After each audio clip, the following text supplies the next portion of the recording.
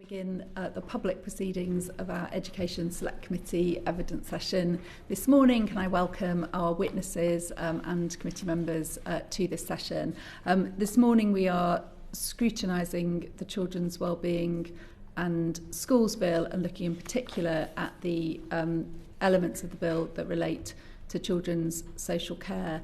In the second panel, after a short break, we will be hearing directly from young adults who have direct experience of the care system, and that session will take a slightly different format, so we may have a slightly longer pause than normal between the two panels just to allow us to reconfigure ourselves. But welcome to this first session. Just note for the record that one of our witnesses is struggling, I think, with queues in coming through security and will join us shortly, and we'll get him to introduce himself when he does arrive. But in the meantime, can I ask our three witnesses to introduce yourselves, starting with Dan Turnbull. Thank you. My name's Dan Turnbull. I'm the Senior Director of Markets at the Competition and Markets Authority. Hi, I'm Denise Rawls. I'm the Executive Director at the National Network for the Education of Care Leavers, and at this point I'll just say that I am care experienced. I'm Sam Turner. I'm Associate Director of Policy and Public Affairs at the charity Kinship. Thank you very much. And our fourth witness will be Roger Gough, who's the Children's Services Spokesperson for the County Councils network. But I'm going to begin with some questions to Dan Turnbull, if that's okay, on the question of financial oversight of non-local authority providers of children's social care placement. So we're talking about providers of children's homes and providers of foster care placement who are in the private or the not-for-profit sector, and how they are regulated. The Children's Wellbeing and Schools Bill provides for a financial oversight scheme for those non-local authority providers of children's social care. Can I ask, how far does this address the CMA's recommendation for a market oversight function? Well, thank you, Chair, and thank you to the committee for the opportunity to come and speak about this really important matter today. On the question of financial oversight, when we carried out our market study a couple of years ago now, we identified that some of the providers of children's homes and independent fostering services were carrying significantly high levels of debt, and we were concerned that debt could lead to them getting into financial difficulty, which would cause significant problems for both local authorities and the children in their care if alternative arrangements had to be found very urgently. Now, in order to address that, we recommended, as you say, that there should be a financial oversight system in place. And as inspiration, we very much looked to the system that had been put in place for adult social care. In terms of what we see in the bill, we think that the main points that we wanted there were covered. The two really key points that we thought were important were that there was somebody with access to the right type of information to be able to understand the financial situation of these companies on an ongoing basis. And secondly, that there was a process in place to require these providers to put in place what you might call a living will, to say, well, what do we need to do if we do get in trouble to make sure that those services will be protected and the well-being of the children who rely on those services are protected. We're content that those key things are in the bill, but as with so much, really, that's a necessary but not a sufficient condition for this to be successful. And we think what is really important is that once this legislation comes into effect, the right type of expertise and resource is put into managing this. I think we, even with all our experience and expertise in financial analysis, found it quite difficult to understand the financial position of some of these companies. It took us a long time. So that real expertise is going to be absolutely key. Thank you very much. Can I just pause and allow our fourth witness to introduce yourself to us this morning? Thank you, Chairman. I'm Roger Gough. I am the Children's Services Spokesperson for the County Councils network. I'm also the leader of Kent County Council. And that may have some relevance because I'm here really in a CCN capacity, but there may be some points of our experience in Kent which may be helpful. Yeah, thank you very much. And we've just begun with some questioning around the financial oversight of non-local authority providers of children's homes and foster care placements. Just returning to my questions to Dan Turnbull, should any further measures over and above what you've described be put in place to address the concerns about providers exiting the market? And in addition to the concerns that you raised in your previous report, which were about the kind of risks around exiting, a great deal of concern has been raised also about profiteering and the kind of both the kind of outcomes but also the kind of value for money implications of providers that make excessive profits from providing children's social care placements. Do you have any views about kind of how well the bill has the capability to deal with those concerns and whether it needs to be strengthened in any ways? Thank you, Chair. So in terms of the financial oversight, we think that the key provisions are there, but really the proof will be in the implementation. In terms of the profitability of firms in this sector, we did find that the levels of profitability were more than we would expect in a well-functioning market. And we think that to address that, the key thing really is to deal with the way in which commissioning and procurement is done in this market. Our main concern when we studied this is that many, if not most, local authorities were simply operating at too small a scale to effectively engage with and shape the market as they go forward. So our recommendation was that some of this procurement and commissioning forecasting activity needs to be done at a higher geographical scale so that that can be done more effectively. Now, this is provided for in the bill by the ability for the Secretary of State to direct local authorities to form regional care cooperatives. And this really does fit with the vision that we had for improving that demand side of the market. So we're very supportive of that. As with the financial oversight provisions, again, it's necessary but not sufficient to make improvements in the market. And if those regional care cooperatives are set up and engage with the market in the same way as local authorities are doing at the moment, don't reduce the amount of spot purchasing that is happening in the market, then we can expect similar results. What we really need is for those regional care cooperatives to take the opportunity that they will have to engage with the market more proactively, particularly around things like block contracts and making sure that there's available capacity in that broader area to really drive better outcomes in terms of the prices that they're paying and their engagement with the market. Thank you. And we'll come to some detailed questions on those aspects of the bill in a short while.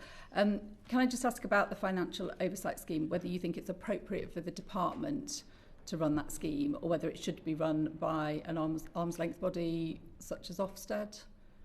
So in our report, we were relatively agnostic about exactly institutionally where that was placed. To us, the key is the expertise, the independence to be able to assess those financial situations objectively were really key things. We think that that could be achieved within the department, but equally there are alternative options there. Thank you. Can I turn to Roger Gough and just ask about the implications of the proposed financial oversight scheme for local authorities? I think we would welcome it again for think very conscious of the dangers of any sort of collapse. So far, perhaps that's historically been an issue with local authorities have seen, particularly in the adult social care market. But nonetheless, that is a significant risk. So I think we are supportive of that. In terms of, I think we would echo being agnostic as to exactly how it was structured. The one thing which is very clear, and perhaps unusual for local authorities to say this, is it shouldn't be us. We are there as purchasers, commissioners.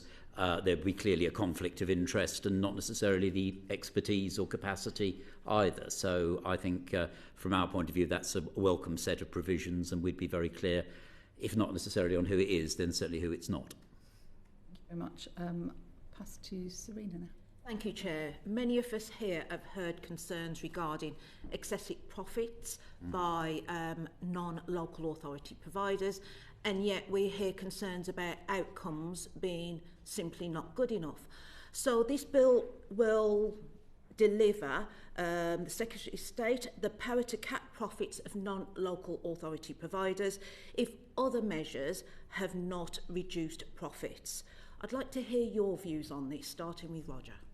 I think the last bit of what you said is absolutely the right thing, and I do think actually the bill gets the balance about right. So worth having as a power if other measures don't work.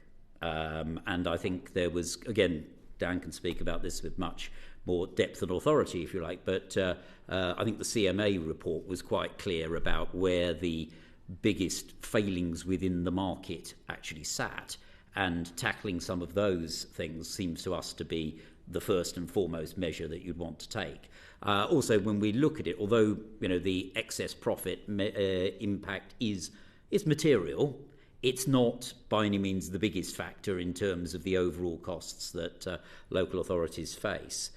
We ourselves did a report, we commissioned ISOS to do this for County Council's network, called The Way We Care, which again sought to draw together quite a lot of the work that's been going on in this space. And there were points again of commonality with what CMA had said in the past, so looking to areas like registration and planning, the ability for new entrants to come into the market, because I think again part of the emphasis was that these excess profits didn't then result in building up further capacity, as well as strengthening capacity on the commissioning side, a whole series of measures of that kind. So I think the danger of going straight to some kind of profit cap or whatever would be that you could well end up restricting supply at a time when in fact there isn't enough of it. Clearly excess profits is not something that you wish to see in a sector. It tells you that something's not working, but I think you want to tackle the root of that and then have that as a backup. Thank you. I very much agree with what Roger has just said. I think very sensible to have as a backstop. We wouldn't recommend it as the first policy direction to go in, because there are risks and difficulties with design and implementation of any profit cap. But that doesn't mean that it's not a useful thing to have on the statute book if you get through the process of trying these more market-based interventions and find that you're not getting the results that we need, because it is clear that something needs to change in this market. Okay, let's say that despite more market interventions, the Secretary of State believes that it is the right thing to do to place a cap. What would be the likely impact on the sector, and how should any negative effects be mitigated? So I think that the devil is hugely in the detail of how you would implement and design that profit cap, and in particular the level at which you would set it, what types of profits it would capture, and so on.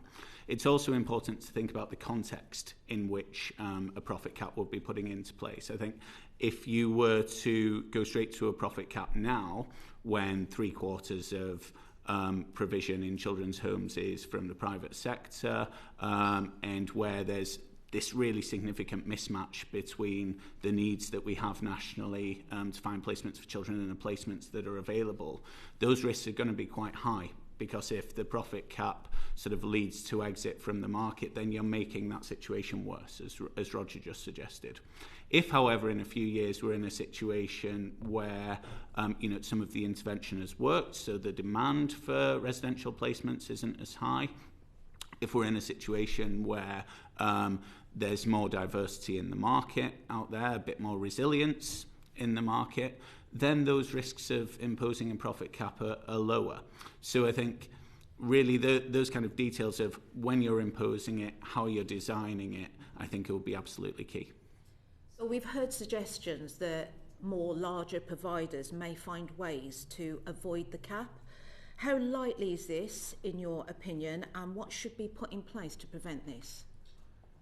So I think this is one of the reasons why at the CMA, if we're thinking about a price cap or a profit cap, we think very, very carefully, because they are difficult to design and implement. Price and profit caps are easiest to implement if you have a market where what is being sold is a commodity, say milk or oil or something. Where you have very different types of thing being provided, as in children's social care, because the needs of different children are so great, that adds to complexity of designing that. So I think that's one important thing to think about. The other thing to think about is, are there opportunities for profit to be hidden, diverted, allocated in other ways which would make it difficult to get at? I think almost certainly there would be ways in which a company which was determined to do that could seek to do it.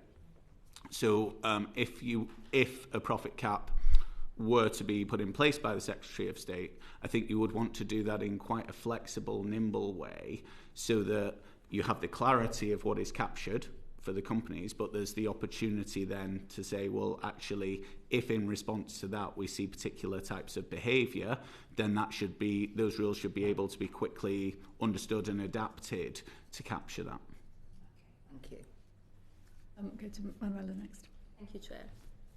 And we keep with the cap and the test, actually, when the Secretary of State applies the cap. So the bill sets out that the profit cap would only be applied if the Secretary of State is satisfied that it is necessary with regard to the public interest of placements representing value for money.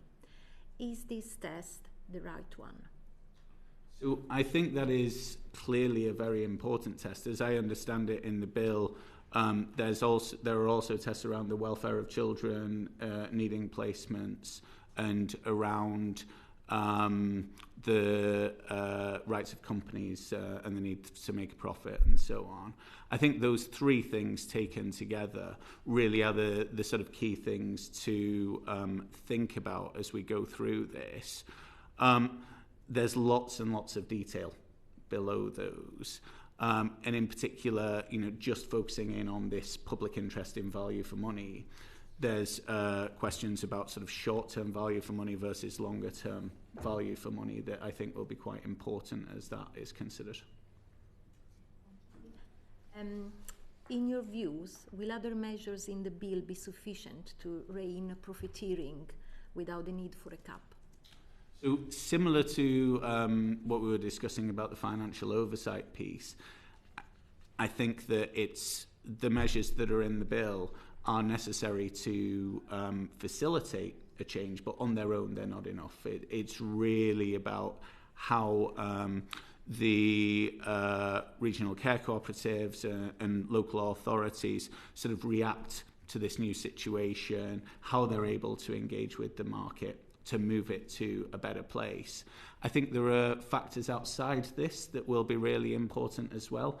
The number of children coming into care and therefore what that kind of ongoing demand is will also be an important factor in determining how successful this can be. Thank you, Jess. This is to Roger. The bill gives the Secretary of State the power to direct local authorities to establish regional cooperation arrangements. What impact will this have? And is there any lessons from regional adoption agencies that we should be learning? Yes, firstly, the general principle, I think, seems to be a sound one. I think the fact that we have pilots going on at the moment is helpful, because I think and there's two worth noting, the Greater Manchester and the South East, of which, again, as I mentioned, from a Kent County Council point of view, we are part of that. So I think there needs to be quite extensive learning from how those play out. My impression, and I'm not close to it, is that the Greater Manchester model is working quite well. I think from our own point of view in Kent, we'd have some reservations at the moment about how exactly the southeastern model is developing. Some of that is to do with geography, so I think getting the geography would be right is important. So, for instance, in the southeastern cooperative at the moment, that covers all those southeastern counties running from Kent across to, at least in theory, Hampshire. And that may not necessarily make a great deal of sense from the point of view of what your sort of catchment area or area of overlap really is. So from a Kent point of view, for example, big parts of South London actually are an important point of overlap, and we have many children from London authorities placed in parts of Kent. So there would actually be a significant interest in getting that overlap right. And clearly the geography there is very different. If you mentioned regional adoption agencies. Our local regional adoption agency is Kent, Bexley and Medway. So now I'm not suggesting you would replicate that, but you are looking there at a somewhat more compact geography, because part of this, I think, is about overcoming, and I think Dan mentioned this, the problem of small local authorities having insufficient capacity to operate effectively in the market and being, in effect, outgunned, if you like, by the providers. Clearly, in the case for ourselves, and we're not unique in this, but being a very large local authority, it's a somewhat different equation. So I think there are also lessons that can be learned from how the RAAs have worked, which seem to be often quite effective. And I'm not sure necessarily that the regional care cooperative that we have at the moment is fully embracing that. So I think there are some lessons to be learned, but I think the principle's good. The idea of aggregating up is absolutely right, at least in certain areas, but I think there's a lot of detail to be sorted, and hopefully we can learn from the pilots. Thank you. And again, I just see there are some concern, I think, about too wide an area creating sort of distance in places, and obviously one of the worries is that children are placed far away from where they should be. Do you think there are going to be enough checks and balances in RCCs to make sure that doesn't happen in practice? Well, I think that partly comes back to the point about getting the geography right. Of course, the other thing is, in terms of placement far from home, that happens already. So in some ways, if you could get that geographical base right, you might be able to address that problem more effectively, because, as I say, we have in parts of Kent, and they're not the parts closest to London, they are along the coast, heading towards East Kent. In fact, in the Far East, Thanet is a good case in point. You have very large numbers of young people placed from other areas, and they are a long way from home and from any sort of connection. So I think you already have that problem.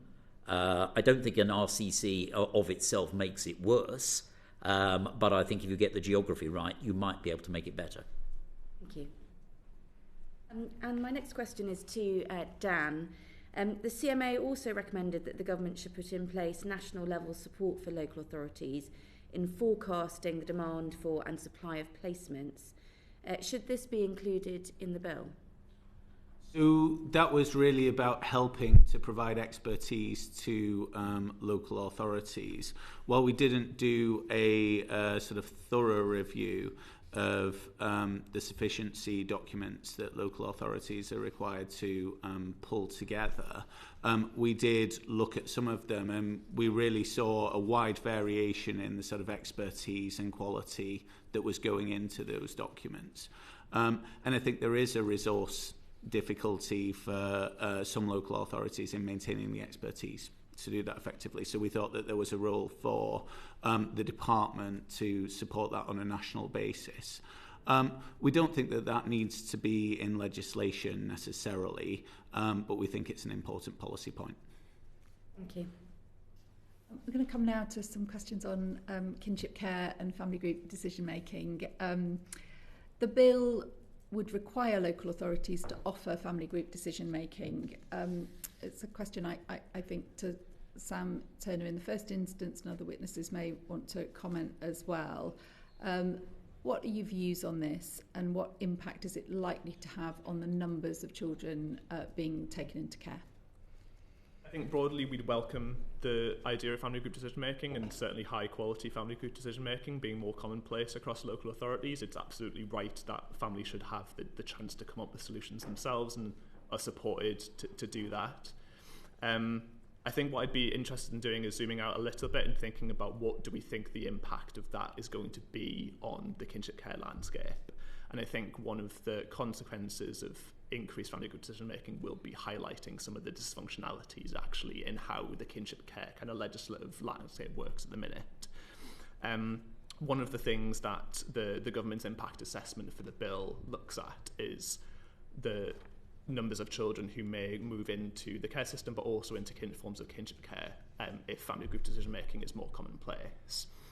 And it suggests, and that's largely based on the evidence from the randomised control trial that we have, that it could lead to reducing the numbers of children who go into local authority care.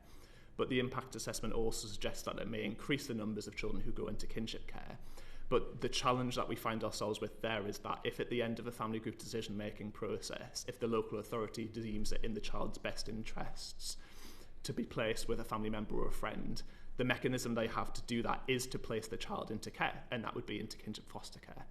There aren't really the same mechanisms available to support a child into a well-supported kinship care arrangement outside of the care system. And so I think one of the challenges that the impact assessment for the bill has is reconciling this contrast. And what we'd really want to see is, at the same time, the government getting the sequencing of reform right. And that means making sure that all of the kinship care arrangements outside of the care system are as well supported as those within the care system. Because only then will I think they see both the reductions in the numbers of children coming into local authority care, but also the number of children going into other forms of alternative care, particularly kinship care arrangements. And do you want to tell us a little bit more about what would be required to achieve that? So we've seen over the last 5 years the number of children in kinship foster care increase by about 18%. So that's the arrangement where children are all looked after in the local authority care system, and their kinship carers are kinship foster carers. But comparably, we've seen almost completely stable numbers of children leaving the care system each year to special guardianship or child arrangement orders. And there are lots of different reasons for that, but when we ask kinship carers and when we survey them, one of the big reasons is the poor support that exists outside of there. And they talk particularly about things like financial support. So outside of the care system, there is no guaranteed minimum financial allowance like there would be if they were a kinship foster carer. Often their children will then become ineligible for some potential therapeutic support.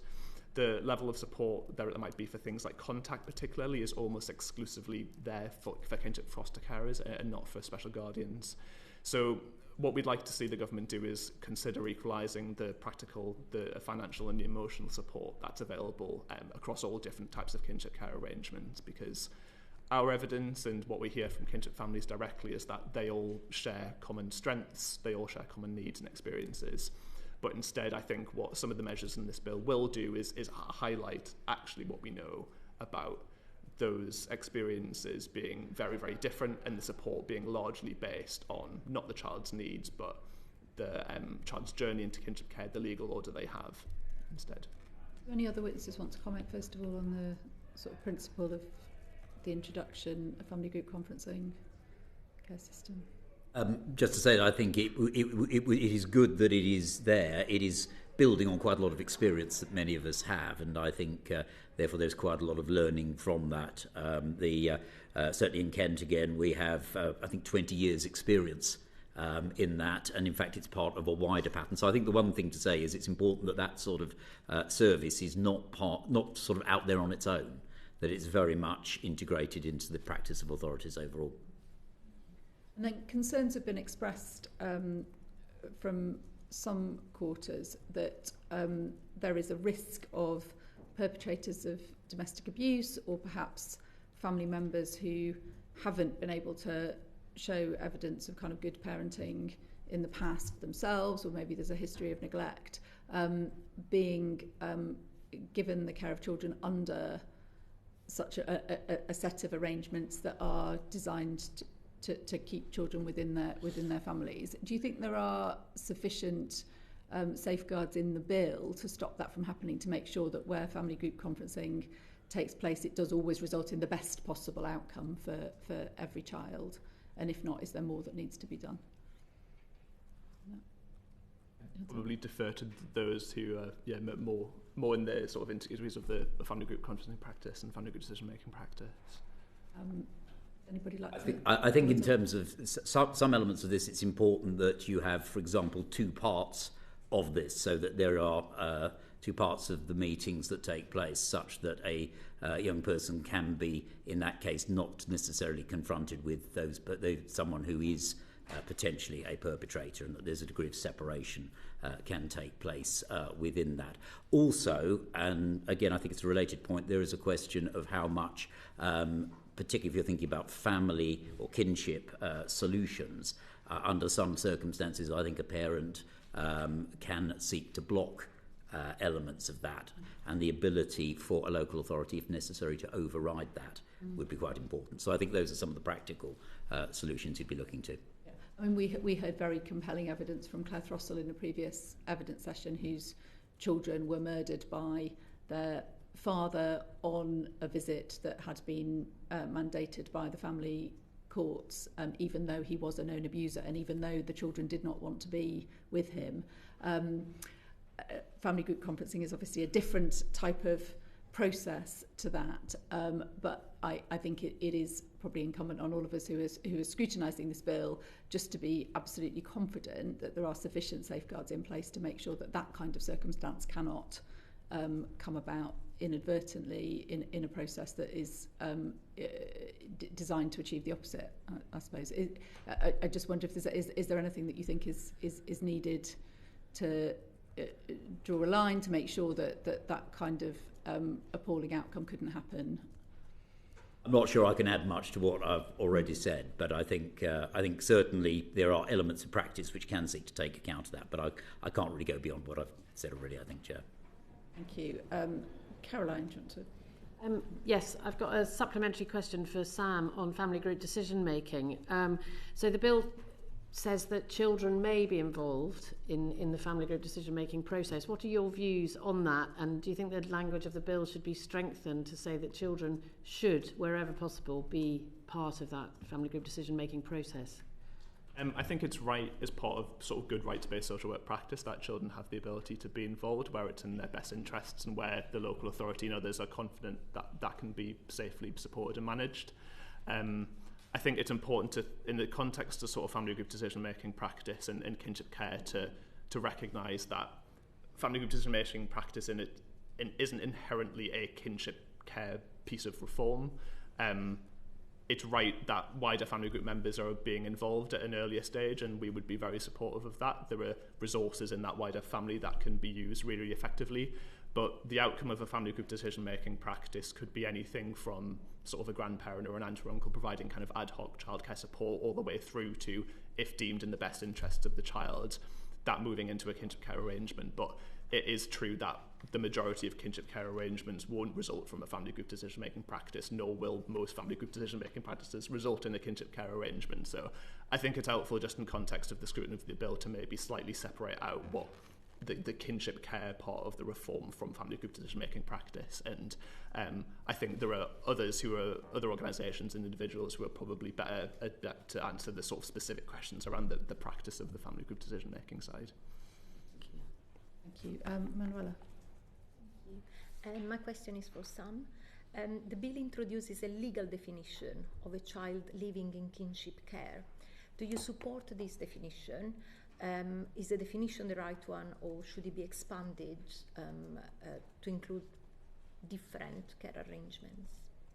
Yeah, I think we welcome the idea of a definition, and it's positive that it's bringing in some relationships and kinship care arrangements which may not otherwise be identified through other kind of definitions that are already included in legislation. And it's also positive that the government is interested in using the definition to try and improve understanding of kinship care. And I think broadly the definition gets it right in terms of the breadth, and where kinship particularly very, very strongly in support of advocating for those informal kinship families who often are the least likely to be accessing support. I think one of the challenges with the definition is that I would question some of the impact assessment in the sense that it will lead in itself to greater awareness and understanding amongst both children's service professionals, but also all of the other professionals across the local authority, wider services that kinship carers will engage with. There's a lot more that the government will need to do alongside the definition to kind of improve understanding and awareness. And it's still the case that in the actions that the government's looking to take, in the bill as well as outside, that they will be undermining the very value of that definition by continuing to specifically support certain groups of kinship children or kinship carers. The benefit of a definition is recognising that across all of these different kinship care arrangements, children have common needs and experiences and strengths, but yet the support that's available for kinship families continues to be siloed based on the child's journey into kinship care, whether they were previously looked after in the legal order they have. So we'd want to see sort of the definition really taken and wielded in its best way. Thank you very much. Caroline. Thank you, Chair. Sam, what are your views on the measures in the bill requiring local authorities to publish a kinship offer and extending the role of virtual school heads? And I don't know whether you could answer this, but do you think virtual school heads should also be extended to include adopted children who don't feature in the bill? I think the introduction of a new legal requirement on the local offer is positive. We know from our annual service of kinship carers in 2023, only 7% of kinship carers had said that they'd ever seen their local authority's family and friends care policy, which was the requirement that predates now the local offer. And about a third of kinship carers told us last year the information from their local authority was very poor. So there are clearly things that need to be done to improve the information that's provided to kinship carers. And I think the local offer should hopefully make a difference to that. I think, one of the things that the local offer will do is highlight the absence of support for particular groups of kinship carers. And whilst we would sort of welcome improved signposting and support, there isn't a huge amount of point signposting to support which doesn't exist. And so what the local offer doesn't do is place a duty on local authorities to provide or deliver support, just to provide information about where it is if it does exist. And we are the largest provider of advice and support services for kinship families. And I think the kinship local offer, it sits in a different context to maybe some of the other local offers that are available for care leavers or for children with SEND, where there are kind of wider, more well-established systems of both statutory and wider support. So as part of the local authorities developing their local offer, we'd want and encourage them to think about the types of support that are available. You also asked about the virtual school extension as well. Yeah. And again, I think it's really positive to see the government recognise that kinship children deserve some additional support and education. We know, again, from our research that around nearly a third of kinship children have social, emotional, mental health difficulties, and levels of prevalence of SEND are broadly comparable to other children's social care groups, including children who are looked after in care. I think it's worth considering the different landscape in which we're operating for kinship children, particularly in the extension of duties to virtual schools who aren't going to be as well resourced to support them, particularly because most kinship children, unless they were previously looked after, aren't eligible for People Premium Plus. So that's a tool that is available for other groups of kinship children that isn't available. Other groups of children that isn't available for a number of kinship children. But also the data picture, virtual schools are going to have a more difficult time because we do not routinely collect educational outcomes data for those beyond those in the care system or those who were previously looked after. So it's right that we're extending additional educational support. I'd be more interested in thinking about what is unique about kinship children in all of the different forms and what's best there, rather than where we found ourselves in the recent years, which has been these kind of gradual stepped extensions to certain groups, which again comes back to that point around undermining what is unique about kinship children in the round. So the offer is clearly very patchy and not very good. Do you have confidence that legislating, putting it in the bill, will make a difference? I think it'll be positive for kinship children, and I think it'll make a difference because when we ask kinship carers about experiences that they had with their virtual school, they are broadly really positive. I think there is something special about that interface between the school and the local authority, which clearly works. I think there is really good practice that does exist around this group, particularly if you look to somewhere like Leeds and the virtual school there, they have done some really great work with kinship. I think there is a limitation to how well the reform will really deliver the advice and the information that kinship families need without considering all of the other bits like People Premium Plus, access to designated teacher support in the schools, improving the data that we collect in order to really evaluate the impact of that too. So I think in future legislation, after the spending review, absolutely what we'd be looking to do is thinking about how do we harmonise that patchwork of educational support for all children who have experienced some kind of trauma, separation and loss. Thank you. And just lastly to Roger, what do you think the implication of these measures are for local authorities? And the age-old question, will additional resources be required? I think I could probably give you the age-old answer to the last question. And I think it's some and some. So building a little bit on what Sam was saying, Firstly, worth saying, of course, virtual schools have been a terrific success. I mean, you look at the impact that they've had, and yet it's not been even. I think it has been, quite patchy across different parts of the country, but the overall impact in areas like attendance, attainment, has been very, very significant. I think the principle of expanding it is a good one. I think you have to be a little careful on it for a couple of reasons. One is the resourcing point. The second is particularly, if you go back to the origins of virtual schools, the idea was very much linked to the corporate parenting role and playing the role that a parent would. Well, clearly in the case of a number of groups, including kinship carers, you will have, in effect, guardians or others who will be acting in that sort of role. So it's going to be a slightly different type of thing. So I think there is a little bit of a danger of spreading a good thing too thinly. And that's where perhaps your point about resourcing comes in. And there is a question, again, of any further expansion, tailoring it a little bit to the fact that the groups involved are not necessarily identical in terms of the needs, the particular support that they have compared with those on whom the virtual schools were originally targeted. Thank you. Thank you, Chair. Just before we move on from kinship care to care leavers, I wanted to ask Sam one more question. And Sam, your answer's been really good today, very extensive. You've covered a lot of territory. And you might want to touch on something you've already said, but there might be something new you want to add to this one.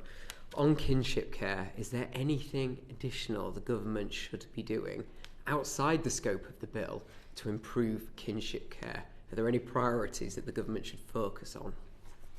I think the two priorities for us would really be ensuring that there is financial support available to kinship carers particularly, and that's something that we're looking for out of the future spending review particularly. It's welcome that the government have introduced after the autumn budget this trial of a kinship allowance, but we think the evidence is there, particularly for the government to go further and to roll out a national minimum allowance that's equivalent to the fostering allowance.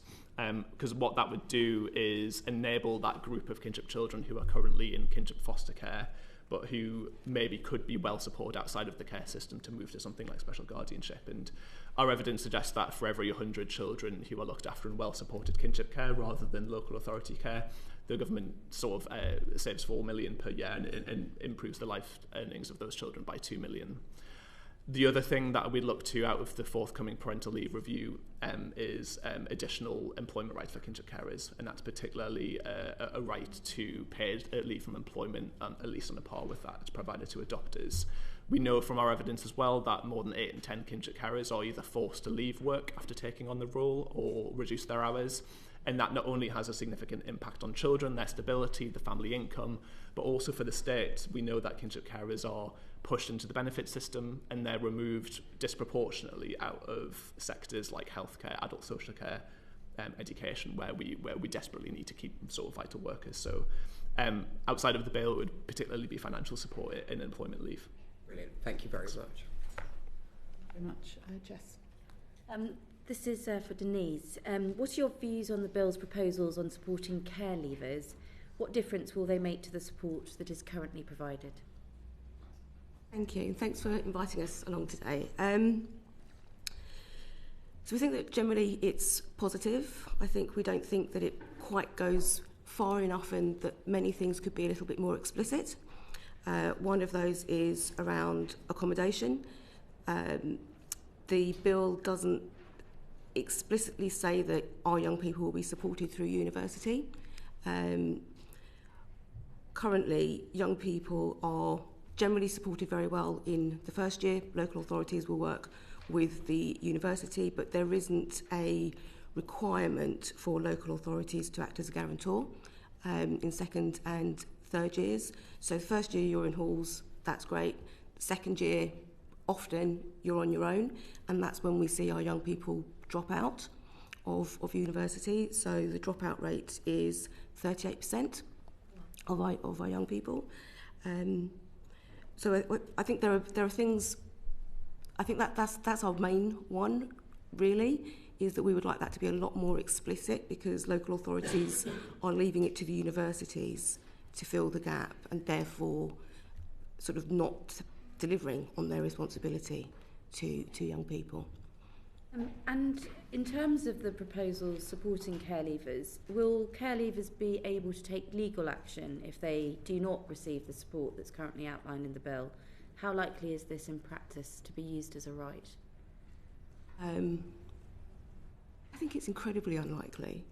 As a young person, the last thing you're going to be thinking about, who you're already sort of disempowered, is taking your local authority to, taking legal action. Like, how do you do that? I didn't take mine to court, and they failed me. So, I think it's incredibly unlikely. And you just want to get on, and you want to move on with your life.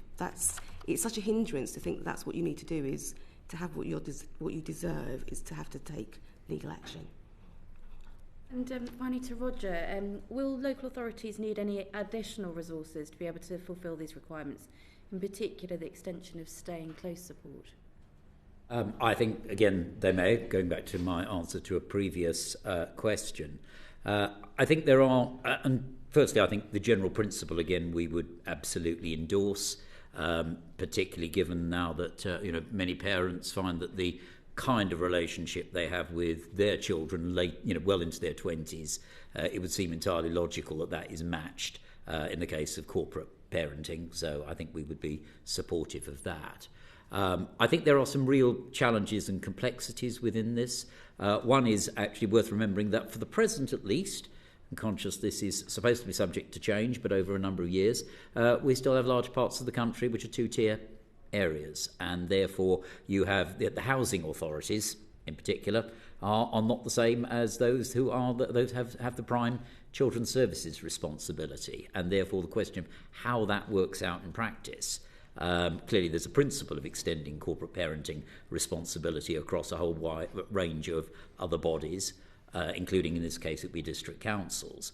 But whether that necessarily plays out in terms of the detail, if I could draw an analogy, it's a little bit like in areas of special educational needs and disability, where in theory a number of local partners, including health for example, are almost equal partners in an area that is assessed. The truth is, it is first and foremost comes to the Children's Services Authority, and I think that you would need to ensure that other partners were fully, if you will, bought in. So I think there are some questions, interestingly, about those young people who've been in children's homes as well, because I think that's a very different dynamic from when you've got foster carers. And there may be a question as to when the young person is in that later age group, whether it is a case of them staying in that area or whether actually building back to their relationships with their original family, or kinship at least, may be a better way of taking things forward. Thank you. And then lastly, what further measures should the government prioritise to improve support for care leavers?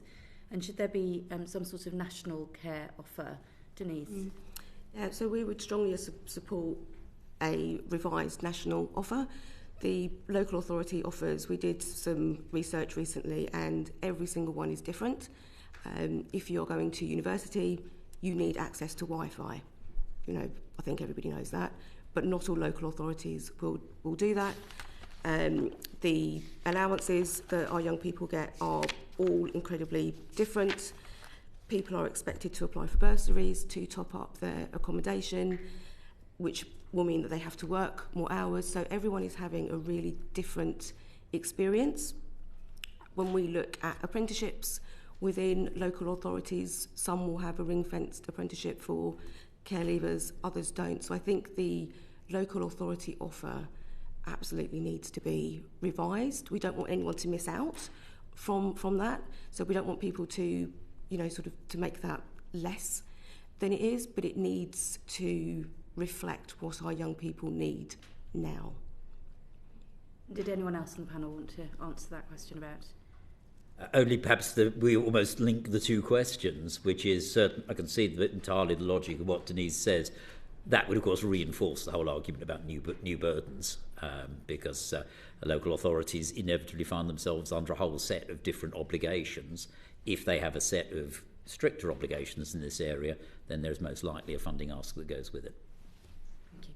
Can I just Back to the question of university accommodation. So I've seen from my own constituency caseload and other examples that have been brought to my attention that universities currently have quite varying practice on accommodation. So some of them will make accommodation available to care experienced students throughout the year, and they will do that because they know that often care experienced students don't necessarily have anywhere to go during the holidays and can sometimes be a bit surprised that their accommodation isn't available. It causes real problems. And others don't and have very different approaches.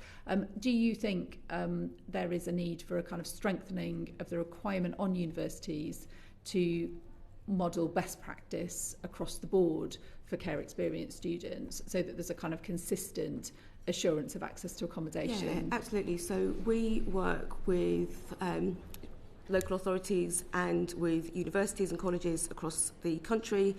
The ones that we work with have considered this deeply and have a really strong offer of accommodation.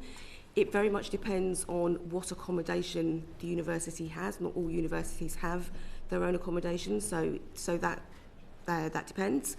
The universities that we work with have, like I say, they have considered this, and we do generally see that the ones that we don't work with don't have the best offer that they could, or as you say, that the young people will be surprised at the end of year one that they can't get a guarantor. But like I say, that's why the dropout rate is so high. So a standardised approach in Greater Manchester, we're working with all post-16 education providers to make sure that they have the best offer available and that is a regional approach. In the North East, they are doing something very, very similar. So there are models of really good practice, but there are too many universities we feel are being left. There isn't an explicit requirement on them, but it needs to work with the local authority. It's not either or, it has to work together. Yeah, and then I just wanted finally to ask about another area that we know makes a big difference, particularly to young people, I think across the board, but perhaps particularly young people who have care experience, which is access to mental health support, and whether you think there's anything that needs to be done to kind of strengthen the availability of mental health support for students. Absolutely, yeah. So with our quality mark, our universities will check in with their students and ask what was the main reason why you stayed, what was the best level of support that you got. Rather than accommodation, it is always mental health support, and having someone check in with them if they haven't been to classes for a couple of days, what is going on, but also it's having someone to graduate with, it's having birthday cards, and what are you doing at Christmas? And it's making sure that there is community building and that those young people absolutely feel that they belong, and making sure that one of our universities, that all of their care experienced young people will have a gym membership, and they will go to the gym, and it is one of the things that those young people say is the best thing that they could have, because if they don't know what to do with the emotion, they just go to the gym. So the mental health support and putting in additional support is one of the critical things that young people need to stay in university. Thank you. And finally, can I just, all of our witnesses, is there anything else that you would like to tell us, anything else that you think the committee should be aware of in relation to the bill and the ways in which it could be strengthened, or anything else you'd like to say? If I could just add one comment, if I may, which is, I think many aspects of the bill are extremely welcome. I think they build in many ways on work that's been going on in different guises over a number of years, going back to work, including what the CMA did, but also Josh McAllister's review. The elephant in the room on this, of course, is the funding ask that was put in Josh McAllister's review. So it is, I think, welcome that we saw the grant, the prevention grant that came in the autumn statement. I think from a CCN point of view, we'd like to view that as a down payment on ultimately reaching what was put forward in the Josh McAllister review, because an important part of this about releasing some of the pressure that there is in the areas that we were talking about right at the start is the number of young people coming into local authority care and the number who are or are not achieving safe and efficient exits, if you like, into other forms of support. And I think you do need those measures to be able to get to that. Thank you. So very similarly to what Roger has said, we are extremely pleased and supportive of so much that is in this bill, and we think it's a huge step in the right direction. No market, particularly a market which is requiring sort of long-term investment in buildings, accommodation, people, can cope with rapid increase in demand that's uncontrolled. So the other side of this that is so important to making the market function is to control the number of children that are coming into the system, which is why I would agree that the investment in kinship care is so important as alternatives to the formal system, and equally kind of outside this bill, investment in preventative measures, family support is just of huge importance. Yeah, we have two for the bill. The first is that the local offer is easy to navigate. It's incredibly hard to find your way through a local authority website to find out what you are entitled to. And then also that personal advisors within the local authority have a baseline of training of post-16 education, because currently there's very, very little understanding. And I think I'd just like to emphasise the point that Roger made around considering not just only the numbers of children coming into the care system, because overwhelmingly I think policy focuses on controlling that, but thinking about actually where it's safe and effective for children to be supported out of the care system. And that's reflective of the national data. If you look at growth in the care system over the last sort of 5 to 10 years, it's largely come from fewer children leaving more than it has from more children entering. And so we need to continue the focus on the factors we know influence entry to the care system, and that's largely poverty and deprivation, as well as the erosion of early family help. But we absolutely have to also think about what happens to children when they're in the care system, and that's things like family reunification, but it's also movement into kinship care arrangements where they're well supported, for example, as well. So I think both that consideration of entry and exit is really important for the bill, as well as for the committee's wider children's social care inquiry. Can I thank all of our witnesses from the first panel for giving your evidence to us this morning? Thank you. And we'll just suspend the sitting for a moment while we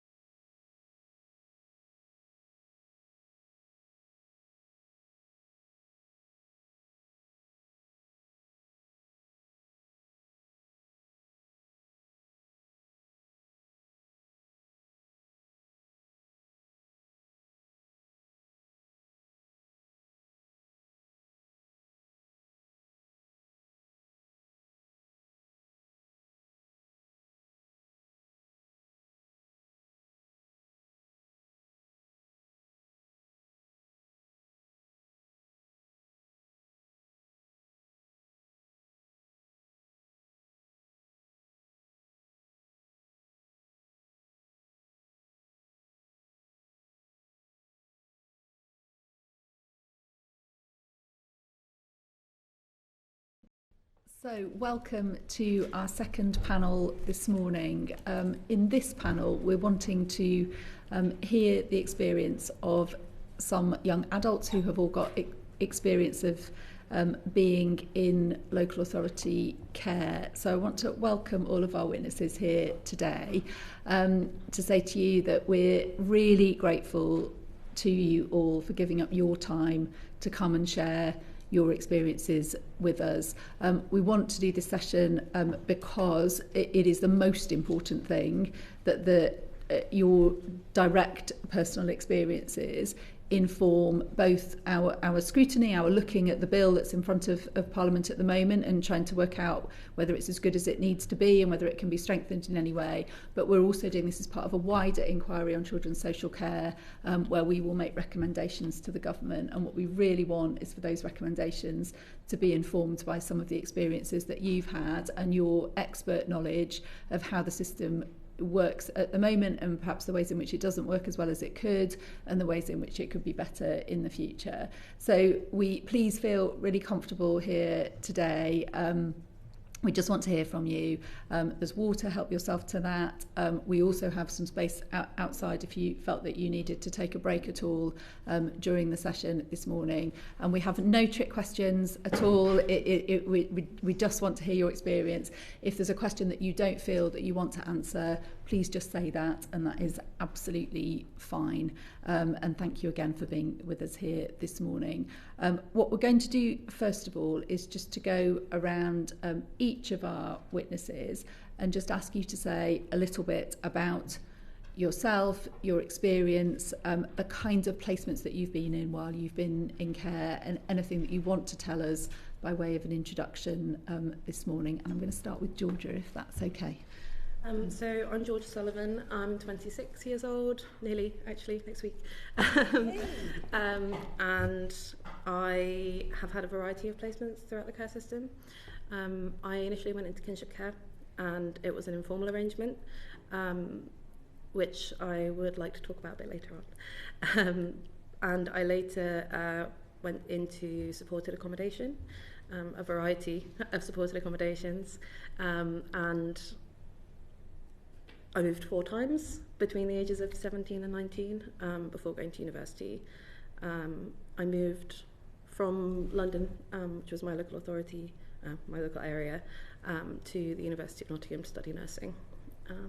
And the work that I've been doing recently with Become and some other charities and organisations around mental health has been a wonderful experience to reflect on things that could have improved, things that could be better. So yes, that's me. Thank you. Louise, do you want to go next? Hi everyone, I'm Louise Fitt, I'm 24, I'm from London. I also have a toddler. I'm currently working in the civil service at the moment. I got onto it through the Care Leavers internship. And I also do I'm involved with a few charities like Bernardo's and Become. Yeah. Do you want to say a little bit about the types of experience you had in the care system? So I was in foster care from 11 years old till 18, and then I moved into, as a care leaver, into my own supported accommodation. Yeah. Were you in the same foster placement throughout that time? I was moved 4 times throughout my time in care. Mm-hmm. Thank you. Hi, I'm Jake Hartley. I'm 20. Yeah, Jake. I'm 24. I'm from Lancashire. I'm a care leaver apprentice for Lancashire County Council. I've spent time with kinship care, foster care, respite and supported accommodation. Lamar. Hi, I'm Lamar. I'm from the southeast of England. I do work with Become for 2 years now, just over. And the types of placements I've been in has been like short-term, like respite care and long-term care orders. And I've been in like multiple ones of those. Did you want to share more about your experience? Have you prepared something? Is that okay? Yeah. Okay. So, hi, my name is Lamar. I'm 19. I'm a care experienced individual who is currently on a staying put agreement with my foster carers in the southeast of England. I may switch between I and me and we and us as I share mine and my siblings' experiences in care together. I went into local authoritative care at 10 years old along with my 3 sisters firstly, and then my 2 brothers joined who were placed away from us. So initially when we went into foster care, I was going to say there's no mental health support. I didn't get that check-in. So when I first realised, I was 12, that I wasn't going back to my parents, and my guardians are actually my foster carers. I was on a long-term care order. So when that reality hit, I spiralled into devastating mental health problems such as low self-esteem, depression, anxiety, self-harm, which consumed most of my teenage years. I can't remember most of my childhood as a consequence of this. So I'm arguing for a solution, a mandated regular check-in to the child either by the learning support teacher if the child is in school, or a check-in by the social worker to explain to the child what is happening. And then as my years in care began to grow and my experiences became more negative, respite care became more frequent. And for those who are unaware, respite care can happen when the foster carer the child was originally placed with decides to go on holiday and that child is placed with temporary carers. My foster carer, my previous one, went on 3 holidays within the space of 6 months. For me and my siblings, that meant we had to learn the locations of 3 different areas, as well as only just having moved to those carers. So learning 4 different areas within the space of 6 months, it is draining. During the ages of 14 to 17, my most used apps were maps, but for other children, their most used apps were YouTube, TikTok and Instagram. Moreover, these frequent moves to respite were often during school term, which affected me in more ways that I could explain. Sitting in reception after school hours, had closed, waiting for taxis to come get us. Sometimes social services never booked them. I remember being told to think of it as a holiday for yourself too. So whilst they were off to Mallorca, I was off to Luton. Personally, I was placed 100 miles away from my area for 2 weeks, only a month before my GCSEs. So this is why the Gone Too Far campaign that Become is doing is particularly important for me. Another key point I'd like to say is sibling contact. When I began to understand the ins and outs of the reasons why I was in care and what that meant for my future, I reduced contact with my parents and ultimately stopped going to contact. This unfortunately meant that my contact with my siblings also stopped. My choice in not seeing my parents does not mean that I also chose to stop seeing my siblings. Birthdays and Christmas presents have sometimes gone months without even receiving them. I currently have 2 Christmas presents under my bed yet to be unwrapped by them. I'm arguing that the contact team at social services should also arrange sibling contact for the children. This should be communicated across all foster carers, if applicable, to agree on time and date to have the children see each other. This is because my relationship with some of my siblings aren't strained but just awkward. The bonding and communication that should have happened as we grew up just didn't. We all became independent at a very young age. Last year I turned 18, which inevitably meant I'm no longer a child in care. As I previously stated, I'm on a staying put agreement. So with only 3 months until my A-levels, everyone's attention shifted onto rent, universal credits and DBS check-in. Navigating this with A-levels and my part-time job was extremely stressful. For the first couple of months, I had to pay $580 per month in rent. And when I had to reduce my hours at work in order to study for A-levels, I couldn't afford the rent. I remember being on the train to college, realising I couldn't afford it. I started crying. Was this what it was going to be like from now on? Now, after an understanding with my foster carers, I'm now paying $340 a month for quite literally a single room. 5 days ago I turned 19, and in 44 days 2 of my siblings may be presented as homeless to the council as they turn 18. A year on from a staying put agreement and I have not saved up a single penny. This to me reinforced quite a new feeling for me. I felt far behind for my age. Only just having left education and my career ladder barely even starting yet, there is a pit in my stomach that is absolutely terrified for the future. My biggest worry is moving out, and every time I look at my savings, my worry grows.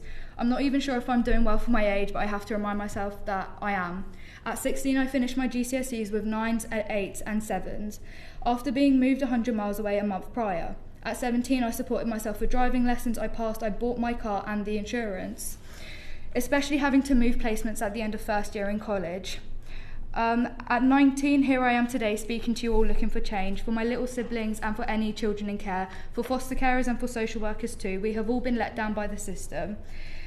And I've not pursued higher education due to the frequent moves. I think another big change I wouldn't be able to handle it. So yeah, thank you. Thank you so much for sharing that with us. And I think we would all reinforce that you are doing incredibly well. Thank you. And that was a very, very powerful statement indeed. Thank you very much, Lamar. Can I ask our other witnesses, Lamar said quite a lot about your experience, and I think it's very clear to us what some of the things are that went wrong, and some of the things that could perhaps have been done to have made sure that you and your siblings had more stability and a better experience. Can I ask the other witnesses, perhaps starting with Jake, were the placements and the carers that you had the right ones for you, do you think, and what were the things that could have been done to make it a better experience? So as I mentioned, I was in kinship care, so that was the first thing. I lived with my nan and my uncle for a number of years. Then unfortunately my nan became ill, so I moved into foster care. It was hit and miss. My foster mum, she's absolutely amazing, and I'm still in contact with her today. She's helped me through so much when I was struggling with mental health, coming to terms with, not sort of being with my family and sort of understanding what was going on. Whereas my foster dad, he made me feel worse. He made me feel like it was my fault. I was a burden, and I endured that for 6.5 years. Because I felt scared to say something. In terms of professionals, I felt really let down. My first social worker, she never saw me, she never made the effort. Just one day she was like, you're going away for a few weeks turned into 6.5 years. She just never communicated.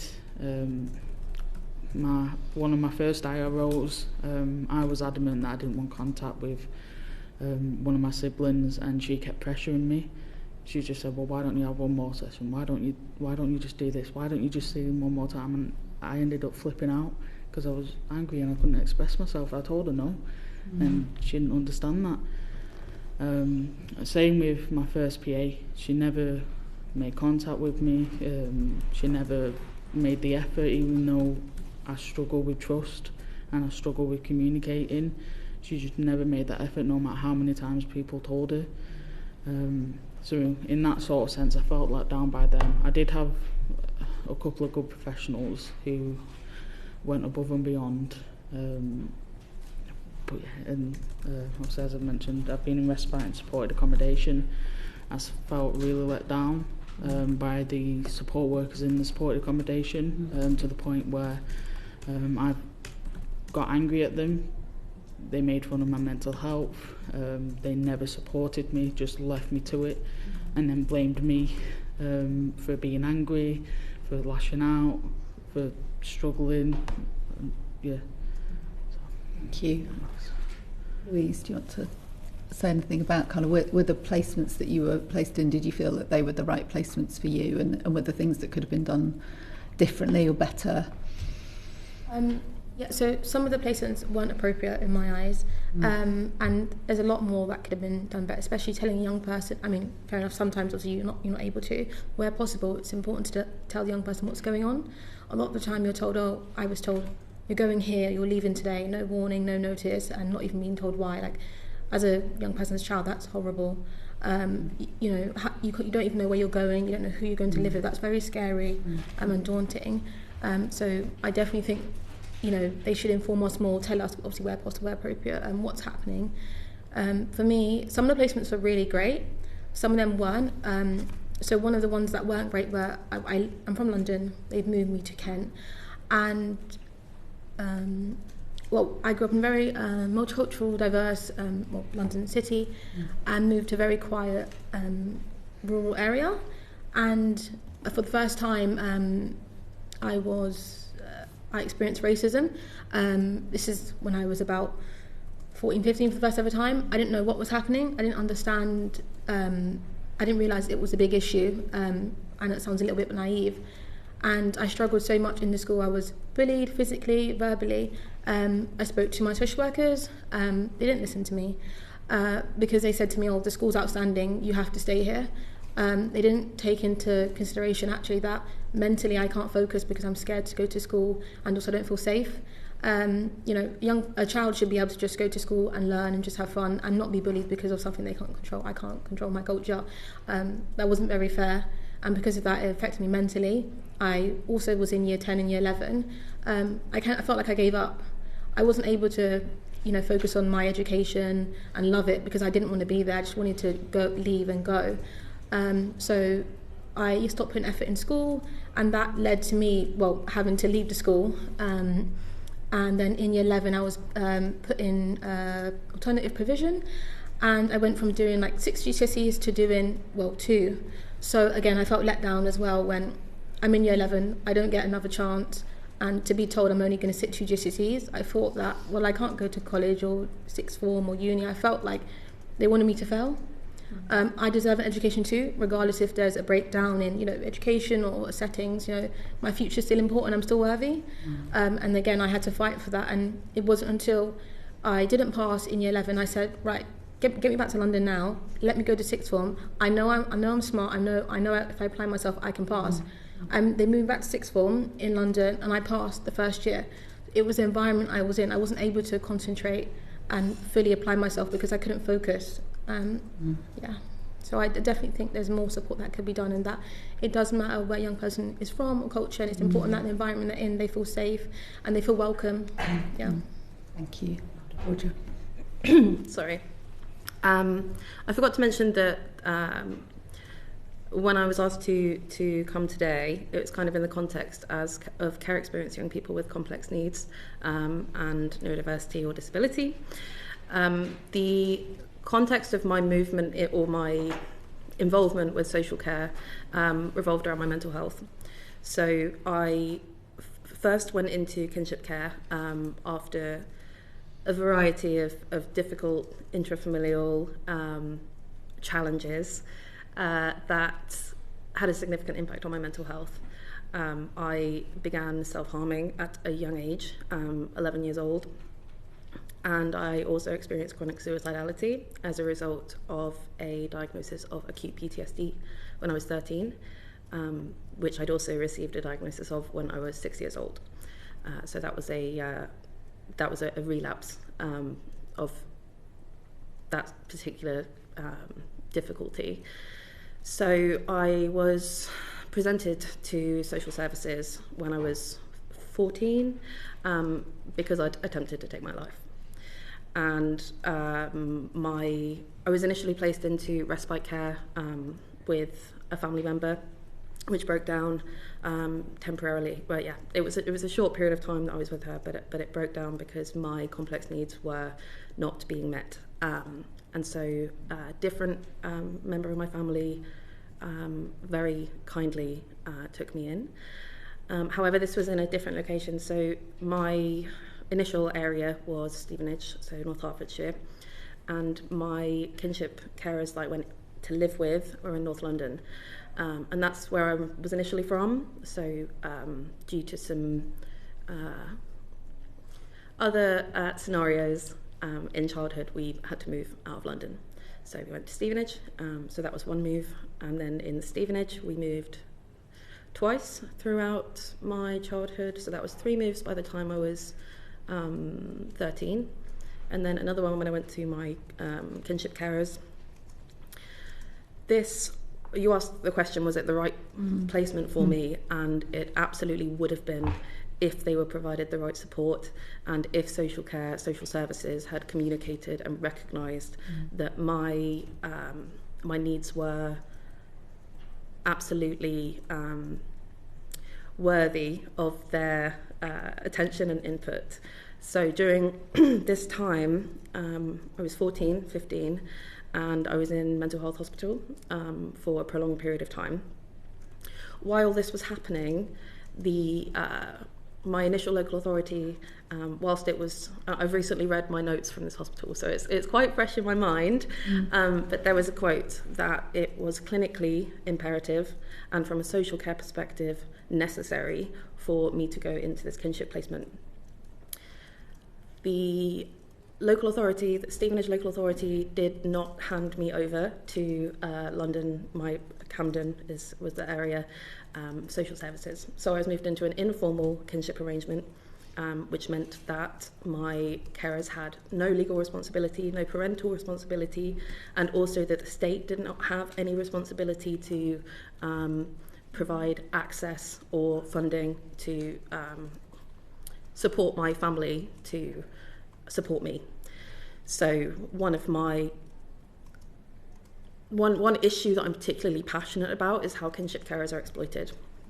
Absolutely exploited. Their sense of duty, their love is taken advantage of, and partially because it costs money for a child to be declared looked after, but in the long run it costs more money to support someone to manage the consequences of their experiences through the care system. Apologies, I am talking for a period of time, but I feel like this is sort of the context that I'm coming from. But also it links to a lot of the things we want to talk about later. So I feel like it's important for you to kind of have that bit of background knowledge. So my kinship placement eventually broke down because they weren't afforded the supports, the emotional and psychological support, as well as the funding.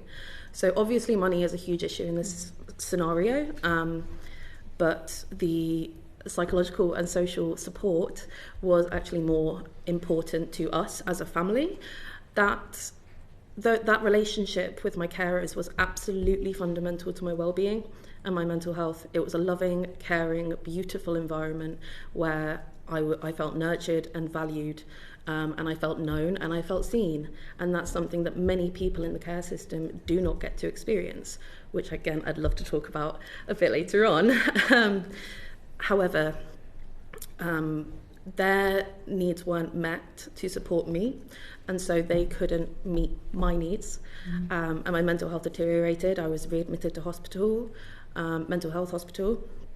And during that episode of care, I was there for over a year, so it's an extended period of time. The mutual agreement between my clinical team, and again, at this time I was not under social services, which in my opinion is shocking. So it was a mutual agreement with my clinical team that I be declared homeless, because that was the only way that I could be entitled to the support that I needed and to have my emotional needs met. So during that process of being declared homeless at the age of 16, 17, might I add, which had a extremely profound impact on me emotionally and on my mental health, which I would love to talk about more in private, particularly around, obviously many of us are very, very happy about homelessness intentionality being care leavers being excluded from the homelessness intentionality rules. But that process was very difficult, and because of my age, I wasn't deemed appropriate for foster care. So I was discharged from hospital to a supported accommodation to live semi-independently. At this point, I'd been somewhat institutionalised. In hospital, everything is provided for you because you're unable to provide it for yourself. And I was kind of thrown into that semi-independent space. I was lucky that the first place that I went to had there was a high level of support. So my local authority has a Steps to Independence program where there's a variety of step-down services. So you have to make your way through different supported accommodations to prove that you have the skills to be independent. So this particular service was, despite the circumstances, this service was fantastic. I might add that it was a third sector run service by DePaul UK, which is a national charity, and the length of time that I had there, the support, the integration between my mental health, education and social care was very effective. And again, I would be happy to go into more detail about how that was. But from there, I was deemed, after spending about a year there, it was more expensive to house me in that environment because of the levels of support. So I was given sort of a year and then forced to move through the rest of the Steps to Independence system. So those following placements, which again, I think the fact that the following were private services is important to recognise versus the third sector service that I was in. Those two following placements, I was also going through A-levels. I sat my GCSEs in hospital, and then I sat my A-levels while I was moving around in supported accommodations and navigating a plethora of other personal challenges. So those following placements, I was one of the few that had their head down in school. I was sort of like in a flat with someone else, another care leaver, with no support, no staff on site. It was just a flat share, and many of the people that I lived with had difficulties with substance misuse. They had involvement with gang-related activity. There was a lot of exploitation happening. There was county lines involvement, and this was the environment that I had to live in and move between. I mean, I had two further moves, and I would also like to say that I hold no ill will against these individuals, because I recognise that the context that they were in was because they didn't have the support that they needed, and care experienced young people make up. There is a huge population of care experienced young people in the criminal justice system, and there's many reasons for that. Anyhow, this is the last part, I promise. Following those two moves during my A-levels and then the other things that were going on, I had a mental health relapse. So I was nearly readmitted to hospital. At this point, I was an adult, so I had left care, and I was very, very lucky. I was told that I was very lucky to have received funding to go back to that initial supported accommodation. I shouldn't have had to feel lucky that was the case. I should not have had to feel lucky, and I feel lucky for a huge variety of things that I have in my life and people that I've had in my life, and I should not feel lucky. That should be everyone's experience, and that should be every care leaver's right. So that's my piece on placements. Thank you very much. Really appreciate you sharing that with us in such a lot of detail. I'm going to ask a quick type of question now, and then I'm going to pass to some other colleagues to ask some questions as well. But you've all shared a lot about the things that were not right, and that's really clear, and there's a lot for us to reflect on in terms of things that you've gone through that no child should have to go through. But along the way, could you tell us who was so one of the things that we know is that care experienced in the care system, children encounter lots of different professionals, and often too many professionals and often not enough continuity of professionals.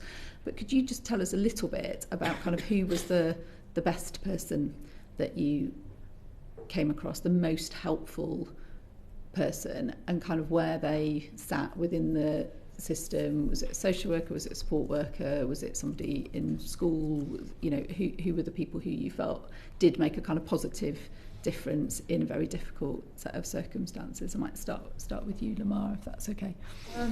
So during my years in secondary school, my most important person, I'd say, that has been there continuously for me was this learning support staff, who every week I'd have like a session with her and talk about what was going on. Like, it was for an hour. It was the best thing that could have helped me throughout my secondary school experience.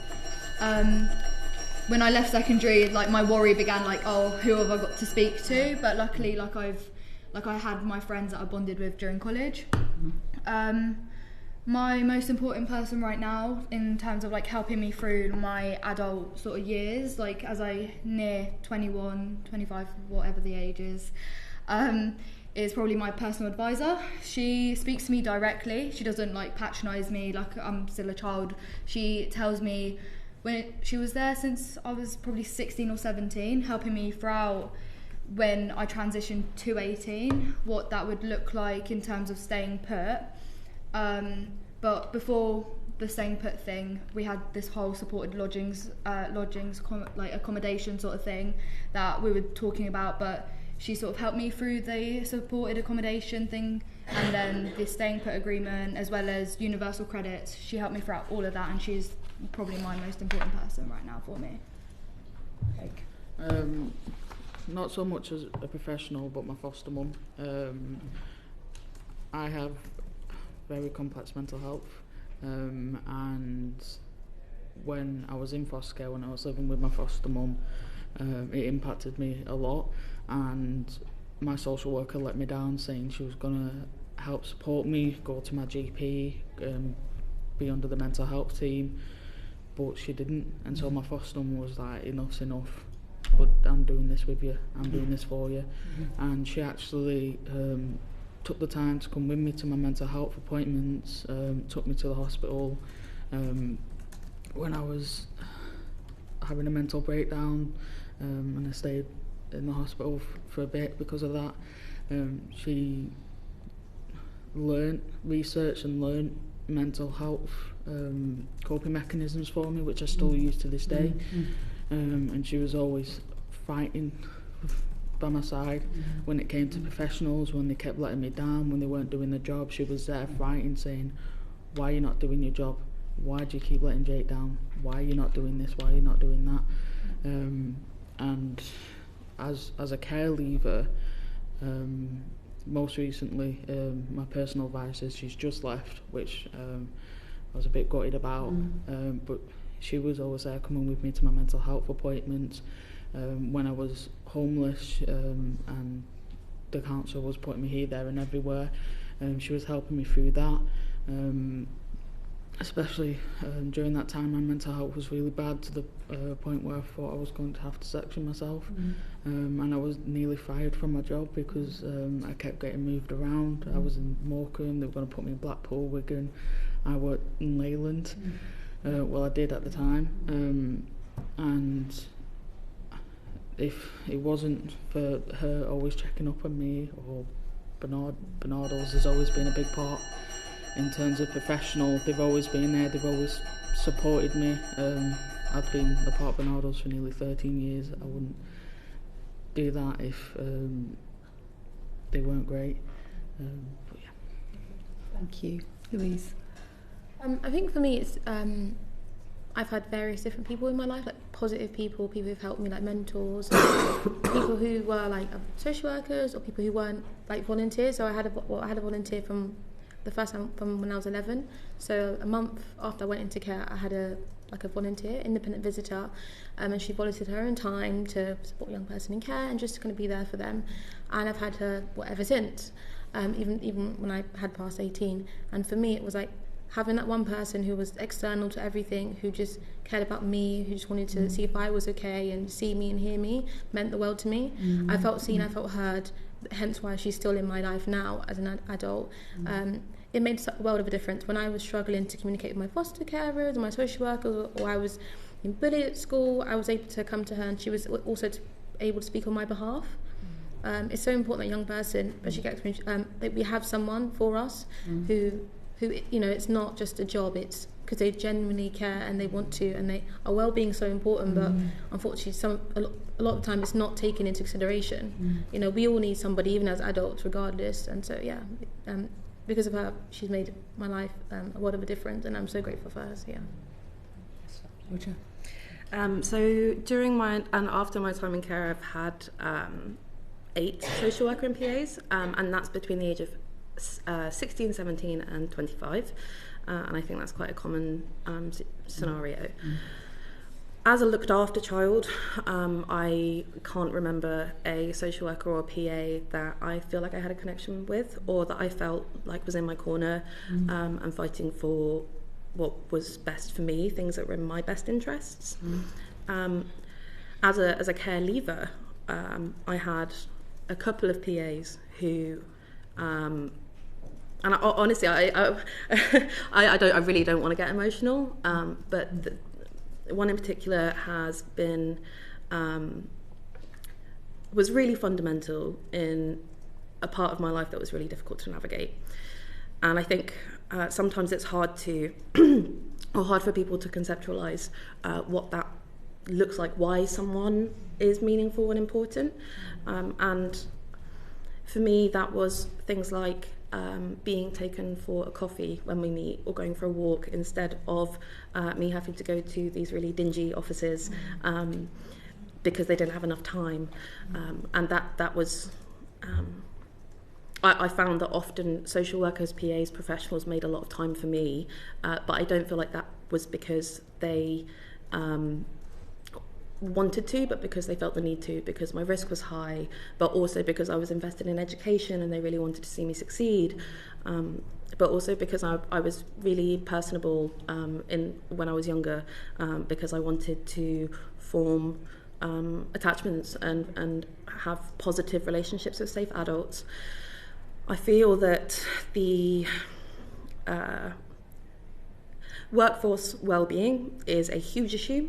So consistency in relationships with professionals was something that was fundamental to me and has had long-term impact on my mental health, particularly being in the mental health system where staff turnover is high, supported accommodation where staff turnover is high, and then social care. So I can't put a number to the amount of professionals I've had in my life. And part of that, and I promise I will wrap this up in a second, one of the most important parts of my journey in care was my identity, my sense of self, which as someone, and I think many care leavers that have labels, we're referred to as the looked after child or the patient, which who we are is a very difficult thing to understand and come to. And I've had, and those two PAs, they saw me as a whole person. They approached me with a holistic approach versus trying to segregate and separate the different parts of my life that were under different teams, for example. So yeah, making time for me, investing in me emotionally, psychologically. But I do believe that that I'm, again, lucky. I'm a minority of people that have had that. Social care professionals go into the field because they care deeply, and unfortunately many burn out because they have caseloads that are completely unmanageable, and also many of them with complex needs, complex cases that struggle with engagement. I was someone that always did engage because I wanted that support. I actively sought that support. But yes, so and I would also like to say that I'm still in touch with one of those PAs, and I am Auntie Georgia to his two children, and it's beautiful. It's really, really beautiful and an extremely important relationship in my life. So, thank you very much. I'm going to pass to Manuela now to ask a question. Thank you. Thank you. And thank you, all of you, for sharing your experiences. Really, really humbling for us to hear it. So we heard that you had lots of placements, and sometimes you were moved far away from your local area, from your safety network, your friends, your support staff. What impact these out-of-area placements had on you, and did you get any support when you were moved? So I don't know who wants to start. Don't mind. Yeah. So I wasn't moved too far away. It was still in Lancashire. But I was far away from my nan. Obviously, as I mentioned, when I left my nan's care, she was quite ill, and I had to fight years in order to have contact with her, and that affected me quite a lot. My nan was the one that rang social services, so she saved my life in a way, and it affected me a lot when I couldn't see her. And I remember when I had my court case, my foster family was only meant to be short term, but they fought for long term, and my dad came up because he wanted me to be under his care, but he lives in London, and I was like, well, I don't know you. To me, you're a stranger. I've met you twice in 13 and a half years, and you're going to move me away from everything that I've ever known, from my nan who's ill. It's like, it's not happening. Unfortunately, I don't have a relationship with him, and I think that's probably one of the main reasons why, is because I didn't want to live with him. But thankfully, I didn't, in a way, because I managed to spend quality time with my nan before she passed away, and you know, I'm still in contact with my foster mum. She's still a big part of my life. But yeah. Lamar, would you like? Is it long distance placement? Like out of area placements. So personally, I was moved 100 miles away. I'm from the southeast of England. I was moved to Luton for 2 weeks. So although it was respite care, wasn't long term like other people maybe in this room, it did affect me because it was half on a school term, half on a holiday. Like, do you know what I mean? And so I had to pack. Where other children were going out seeing each other, I was in an area I didn't know. I was in a room that I didn't, do you know what I mean? I was in a house that I didn't like know. The people I didn't know, we was told to call them auntie and uncle. So I'd even know their names that I lived with. And I think it's more the journey up there, the frustration that I felt became so lonely that I didn't know who to turn to. It was just like, right, that's it. I just have to get on with it. It's going to come to an end anyway. I'm going to be back at home. And I shouldn't have to feel like that. I shouldn't be in Luton if I'm from the south. I should be going to school in the south. I shouldn't be in Luton in any point in my life unless I wanted to go to Luton. But yeah, it was just horrible. It was a horrible experience. I wouldn't want to do that again. I had like all of my school stuff packed away, and I didn't even touch it. I didn't revise or nothing because I was just so stressed out in this room. It was horrible. It was horrible. So I lived. So I was from London. I lived in Kent for 2 years. But when I moved to Kent, it was the middle of year 10. As you can imagine, that's not really ideal because everyone's, year 11's around the corner. Everyone's got their friendship groups, their cliques, and also moving to an area I don't know the people. And it was a solo foster carer. She was lovely and she was great, but my sisters were all in London, so I had to request to travel to see them, and that would sometimes be once a month, sometimes twice a month. But as you can imagine, you're moved from people you love, places relationships are going to be strained. I think till this day our relationship is a little bit strange and awkward because of how far we were. And no one talks about that. The further you go, it's a lot harder to maintain contact. And even though we did see each other once a month, a lot happens in a month. A lot happens. And sometimes when you're going through a problem or situation, I wasn't allowed a phone for the first year, so I couldn't even call my sisters or speak to them when I was being bullied or having a hard time. I had to go through my foster carer. So as you can imagine, it was when you're going through a tough time, you can't even speak to someone, your sibling, or, oh, this is what's happening to me. You have to wait. And so it does build a lot of resentment and anger, and you do miss out. You miss out on so much. And for me, that placement really negatively affected me because of the bullying. I didn't have anyone to turn to or to, see my sisters and go through that kind of journey. So I may have siblings, but our relationships is not as usual, or it's not as close as it could have been if they made more of an effort or didn't move me so far away. And obviously I was moved far away because there was no availability in London, which I understand, but I also I didn't think it was appropriate because they didn't take into consideration how my culture needs or the environment I'm in, and unfortunately that not everyone is going to be welcoming and kind to that. So my movement into kinship care, again, this is not as a formally looked after child, but so it was really, really complicated time for my entire family. Social care had made a lot of attempts for reunification, which was something that I was actively advocating against. Because they were attempting reunification, there was no... it took a very long time for it to be acknowledged or agreed that I would be staying with my kinship carers long term, which meant that they wouldn't allow me to move school, they wouldn't allow me to formally move to the area. So I stayed going to the school in Stevenage, which is... It's not too far out of London, but to get to and from school, I was getting up at 4 a.m. We were all getting up at 4 a.m, and I would go to school. I'd do my makeup on the train because I wanted to feel like me, I guess.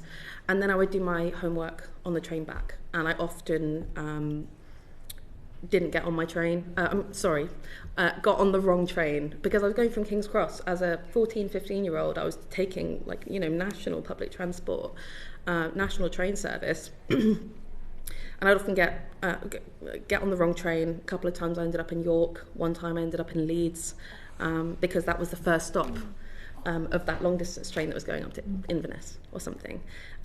So that interrupted my education. There was an element of I wanted to stay at that school because I had really good friends there that knew me as a person. I was, again, going back to identity, very fearful of losing the people that were important to me. So I agreed to stay going to that school, who were supportive. So a positive thing is that social care did fund my travel. I had a travel card to do that, but it caused significant strain on my family and my kinship carers. And then eventually it was acknowledged after an inpatient stay that it would be a long-term arrangement with my kinship carers. Whilst I was in supported accommodation, I stayed within Borough. Thank you. So I'd like to talk to you a little bit about school and or college. So maybe you could tell us a little bit about what you think schools and colleges could do to make sure that children who are in care are supported to thrive and to do well and to make the most of school. And also, is there anything you think schools should not do, should avoid doing?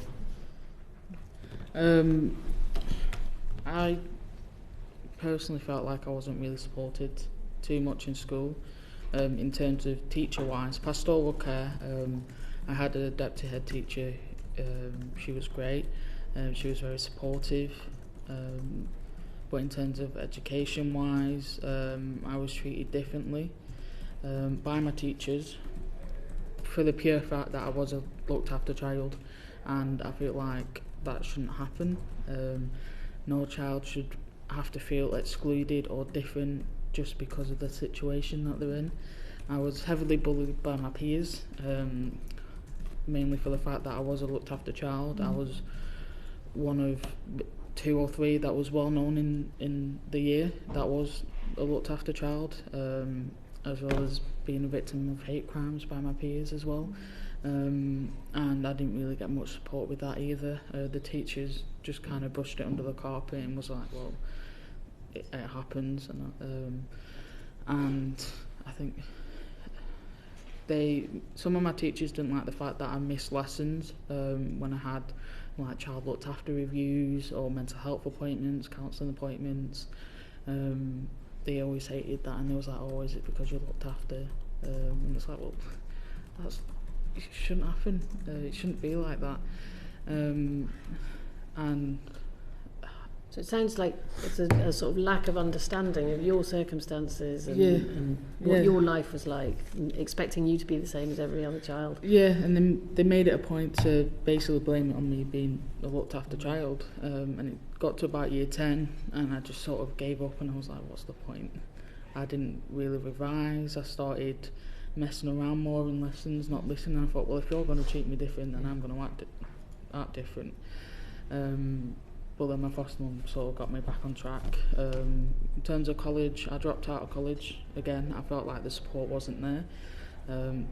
In terms of my mental health and things like that, again, lack of understanding, that miscommunication.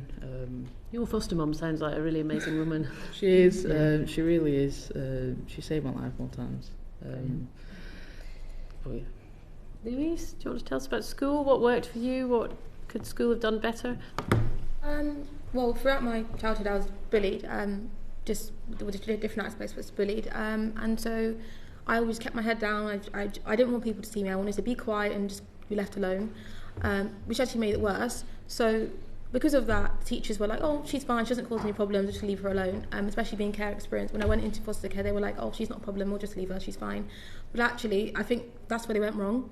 Just because a young person is quiet or doesn't speak up, I was suffering in silence. I didn't know how to articulate, or I was scared to tell in case it made it worse. And so the various schools I went to, the support varied. I had some really great teachers in pastoral care. Some of them they didn't really know what to do or to help. And but then when I went to sixth form, especially like having no GCSEs at the time, they believed in me. They were amazing. They gave me like mental health support in-house in the sixth form. I was able to get like a support worker. In fact, if I was late by 10 minutes, they'll be calling me, oh, where are you? Are you coming? Like that for me was, at the time I was living by myself. So for me, that meant a world of a difference. Like I felt like someone was checking up on me. Are you okay? Do you need any help? When I started the first year, I was doing my GCSEs and also multiple BTECs.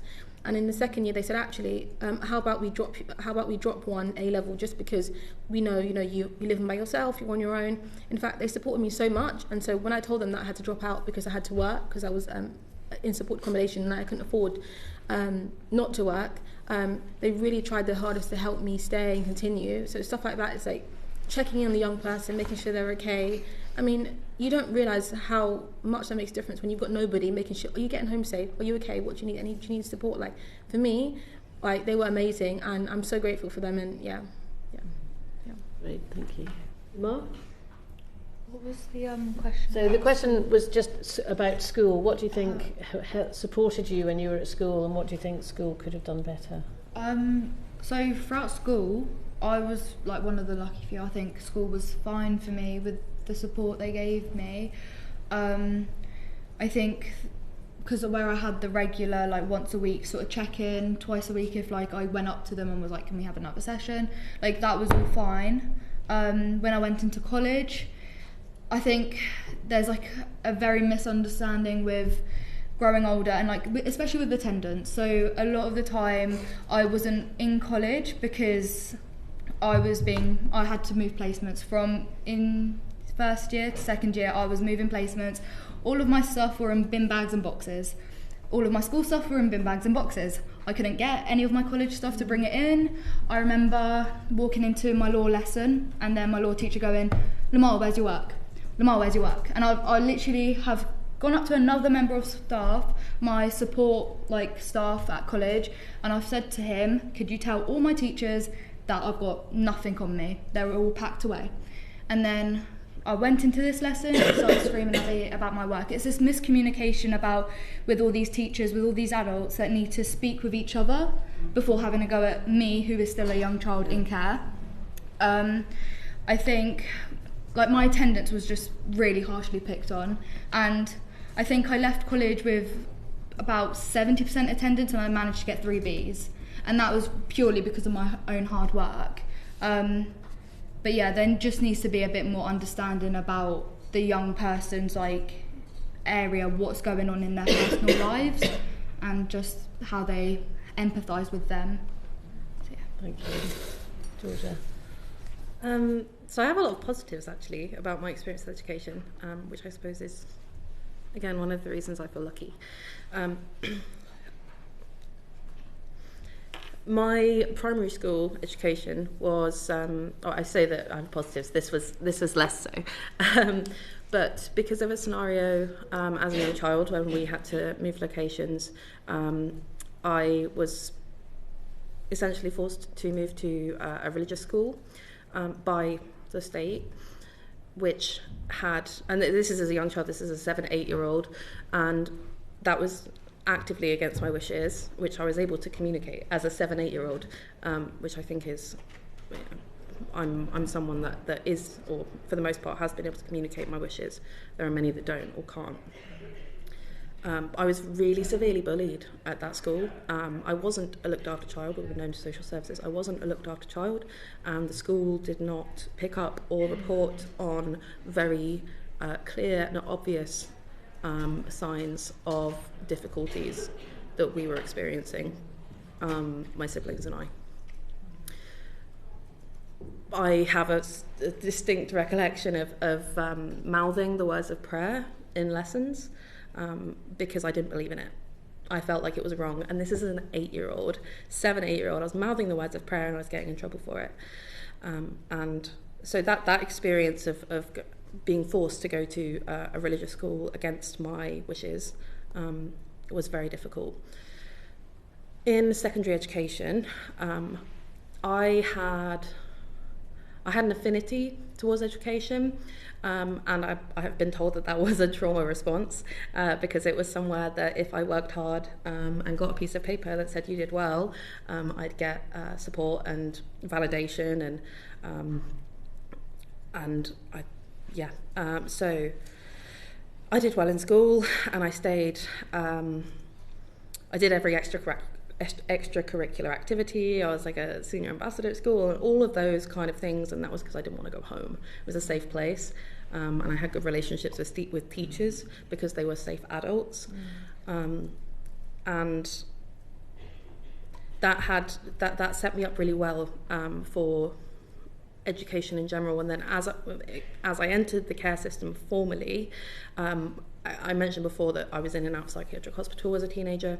For the most part, my education was really well facilitated. There was a particular, a hospital that I went to that was 300 miles away. There was a particular bed crisis at the time.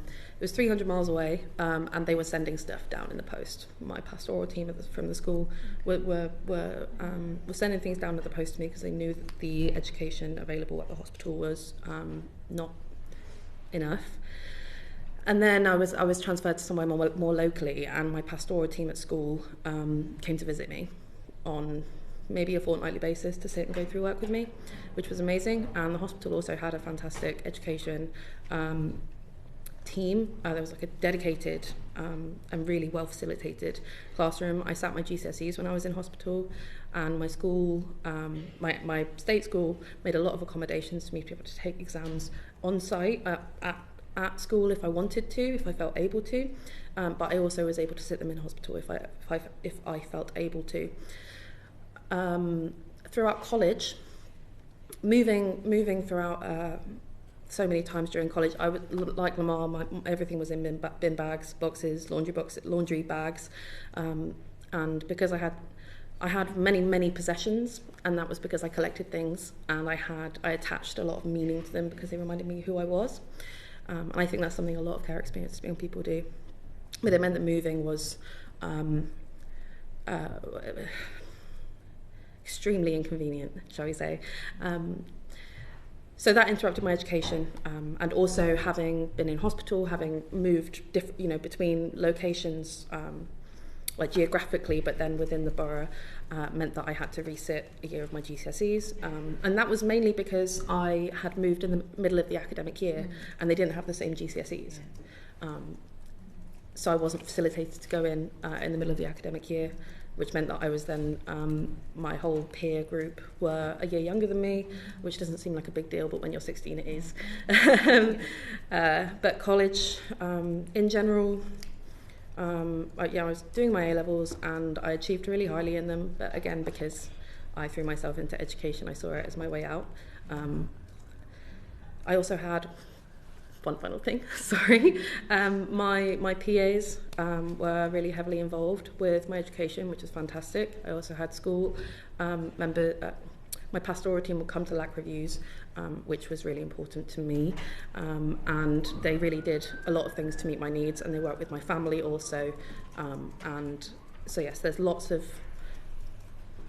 evidence of good practice in terms of facilitating education in my experience, but that's not the experience of most people.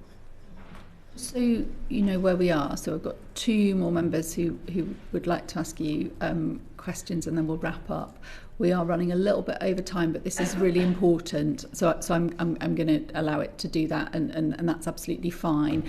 Manuela, I know, has got to go, so please just understand if members have got other appointments that they have to make. It's not because they don't want to be here.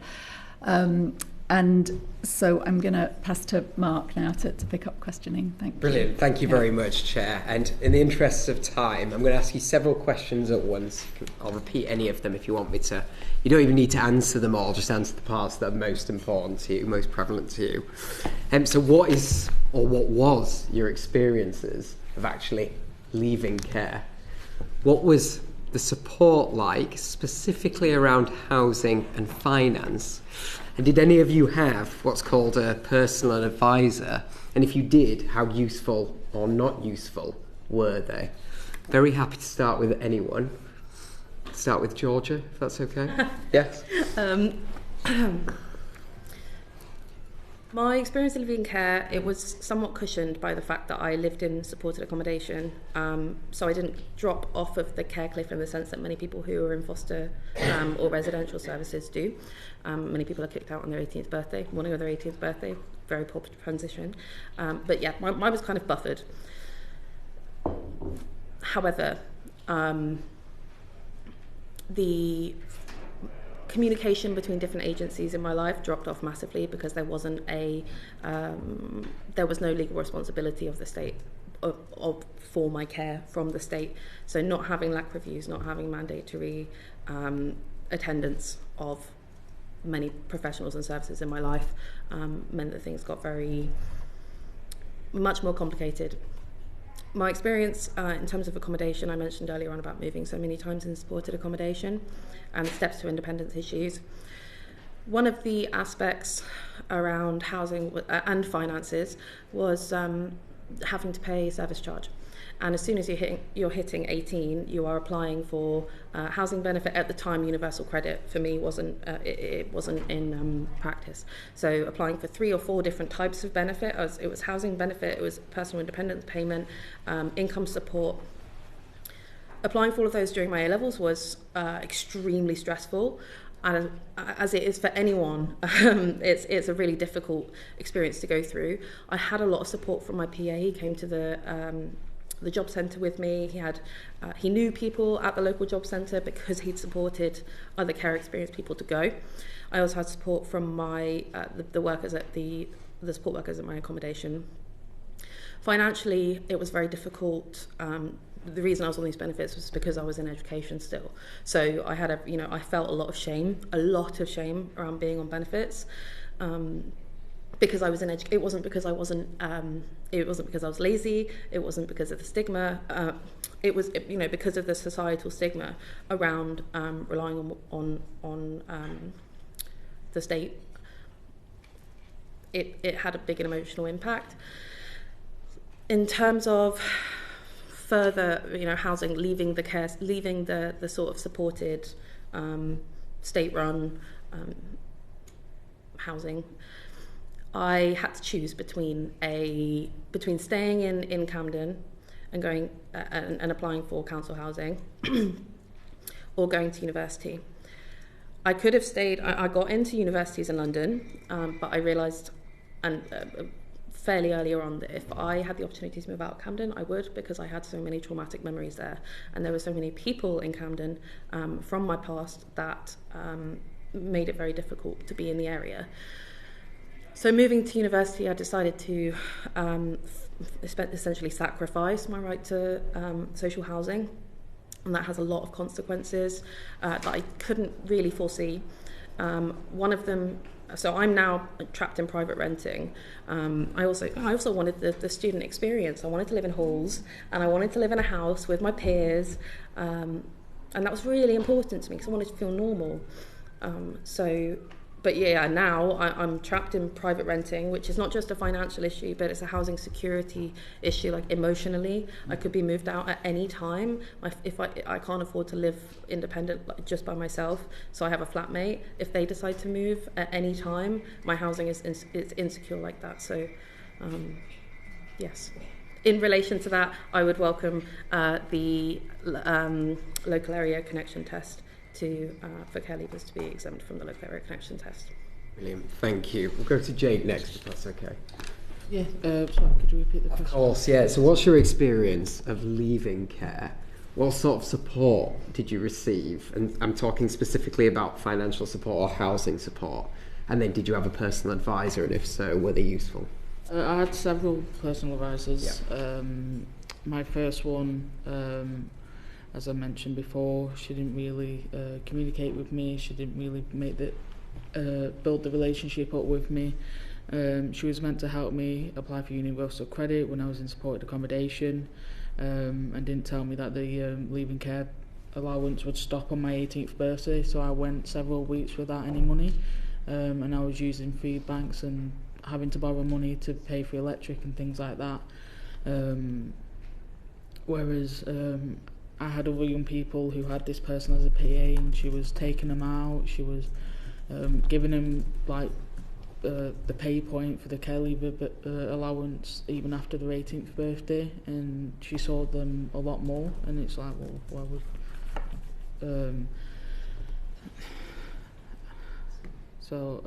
and I've experienced homelessness 3 times recently, the past year or so, well, just over a year, and my PA at the time, she was absolutely amazing. She helped me in terms of moving van, storage unit, appointments, things like that. When I had a housing officer, and I had to basically get a list of my mental health diagnoses to prove that I had mental health, and I had to take it in and give it to them, and she fought by my side. You know, they were putting me in Morecambe, Blackpool, Wigan. I worked in Leyland, and she was like, well, you can't just keep doing this. And then she was always making sure I was well known about the care leave local offer, what I was entitled to, and always going above and beyond, making sure I had everything in place, like the setting up home allowance, the first month's rent and deposit for when I did move into my own flat. So in terms of a few years after leaving care, it was quite positive, but at the start, transitioning, it wasn't the best. Very helpful, thank you very much. Lamar? So before I turned 18, I was with my previous foster carers, the ones who went on holiday about 3 times in the space of 6 months. And so during that time, I met my current foster carers now, who I'm on the same put agreement, and got their contact details from there on my time in respite. And then when we went back to those carers, that placement then broke down. They wanted to retire, so then we all had to move out. And then so during that whole time, I was the one that had to message my respite carer that I found, and that shouldn't be on my shoulders. That communication should be across foster carers, social workers, all of those professionals. It shouldn't be on me to message who I know, what respite carers I've been to, have you got spaces? I shouldn't be doing that. And then when we messaged, they said that they would do staying put for me, and that was my experience turning 18 in care. I went to my current carers now. I don't really know what to call them because they're not really technically my foster carers because I'm 18. But landlord sounds a bit too professional. Then turned 18 in their care, and then obviously it was just the whole DBS check-in, universal credits, it was all of that. My DBS didn't come till about 6-7 months later after I've signed up, but luckily it's all built on trust, isn't it? So it was all fine. Just the main bit was rent. That's I'm paying too much. I think I haven't saved a single penny. At first it was 580 per month, and then it got decreased to 340 when I said I couldn't afford it. That's too much for anyone, especially going through A-levels. Why am I paying just over £500 if I'm studying my A-levels? I can't be working and earning that much money while studying. It's hard. That was my experience. Incredibly insightful, thank you. And then finally, Louise. So mine was a bit different because I made a plan with my foster carer and social worker to actually have stay input. And the social worker, and my foster carer, after I turned 18, decided actually she didn't want that and she wanted me out. And in fact, she decided one day, I don't want you anymore. And so because it was all of a sudden, obviously I had to use bin bags, backpacks. I actually had to go stay with an emergency respite carer. I was there for about 3 weeks until I was able to get a supported accommodation. Again, I was in my first year, going into my second year of A-levels. I passed the first year, got my GCSEs. I was so happy, I was so settled. I felt really excited. So to then have to move overnight in my second year of A-levels to this, a studio flat. I don't know anybody, I don't know the area, I don't know the people. Then to be told I have to pay service charge. I wasn't working at the time because that wasn't my focus. My focus was just, let me just study, let me just get this, I want to go to university. And overnight I had to worry about credit scores. I had to use my savings to buy my phone because I didn't have a credit score. I didn't even know what a credit score was. I couldn't get finance. I just turned 18, there was no credit history. So to go from having to cook, clean, to who do you call for this, and credit scores, and having to pay service charge. And then actually it got to a point where I couldn't even juggle my A-levels and working. I had to drop A-levels because I had to afford to eat and to live. I wasn't university credit at the time. But again, I've always wanted to work, I always wanted education, but I had to sacrifice that because, well, I've got to eat, I've got to, I have to have a roof over my head. That's so important. We shouldn't have to choose between that. We should be allowed to just study if we want to. We shouldn't have to worry about, oh, no, okay, drop that and, try to go to work. And also, when I had gone to job centres, they were very ill prepared. They didn't know any support for care leavers, didn't know there were certain grants I could have got to get back into education. They did not inform me. In fact, everything that I've done now is for my own, me Googling it basically, or asking people, and that shouldn't be the case. I wasn't prepared for the adult world. Actually, I was scared. I was ill prepared, and there could have been a different turn. And I'm so grateful that I, persevered and I was able to speak up and get some help, because not everybody can do that. And it's not nice being left on your own at 18 to go into the adult world and to figure it out. Not everybody's able to. So I think there should be more support, and we should be allowed to, if we want to study in education, or if we want to go to university, we shouldn't be made homeless or have to give up for a roof over our heads. Yeah. And yeah, by all means, Chair. I'm going to move on if that's all right, Mark. And when I said there were two, I'd forgotten about Jess's question. I'm really sorry about that. So I'm going to pass to Jess next, and then Serena, and then we will wrap up. I'm just going to make this really quick because I know many of you have already spoken quite extensively about mental health and the support you did or didn't receive, but there have been some suggestions that when children go into care, there should be a right to a mental health assessment in the same way as there is a physical assessment. And I just wanted to hear your reflections quickly on how that might have helped you, or whether you did get it and whether you did then get the support you needed. And did you get the mental health support all the way through your time in care, and what would have made a difference? Jake? So as I mentioned, my social worker was meant to help me get referred to mental health, but she didn't, so my foster mum did it. So I went CAMS for several years, and that's when I got my diagnoses. And then I continued, so I transitioned from 16 to 18 under the adult mental health team. My care coordinator, she only worked with adults, so I was the first young person in a sense that she worked with, and it just wasn't the right fit. So I've been in and out of the community mental health team, different therapies, and I'm still under them to this day.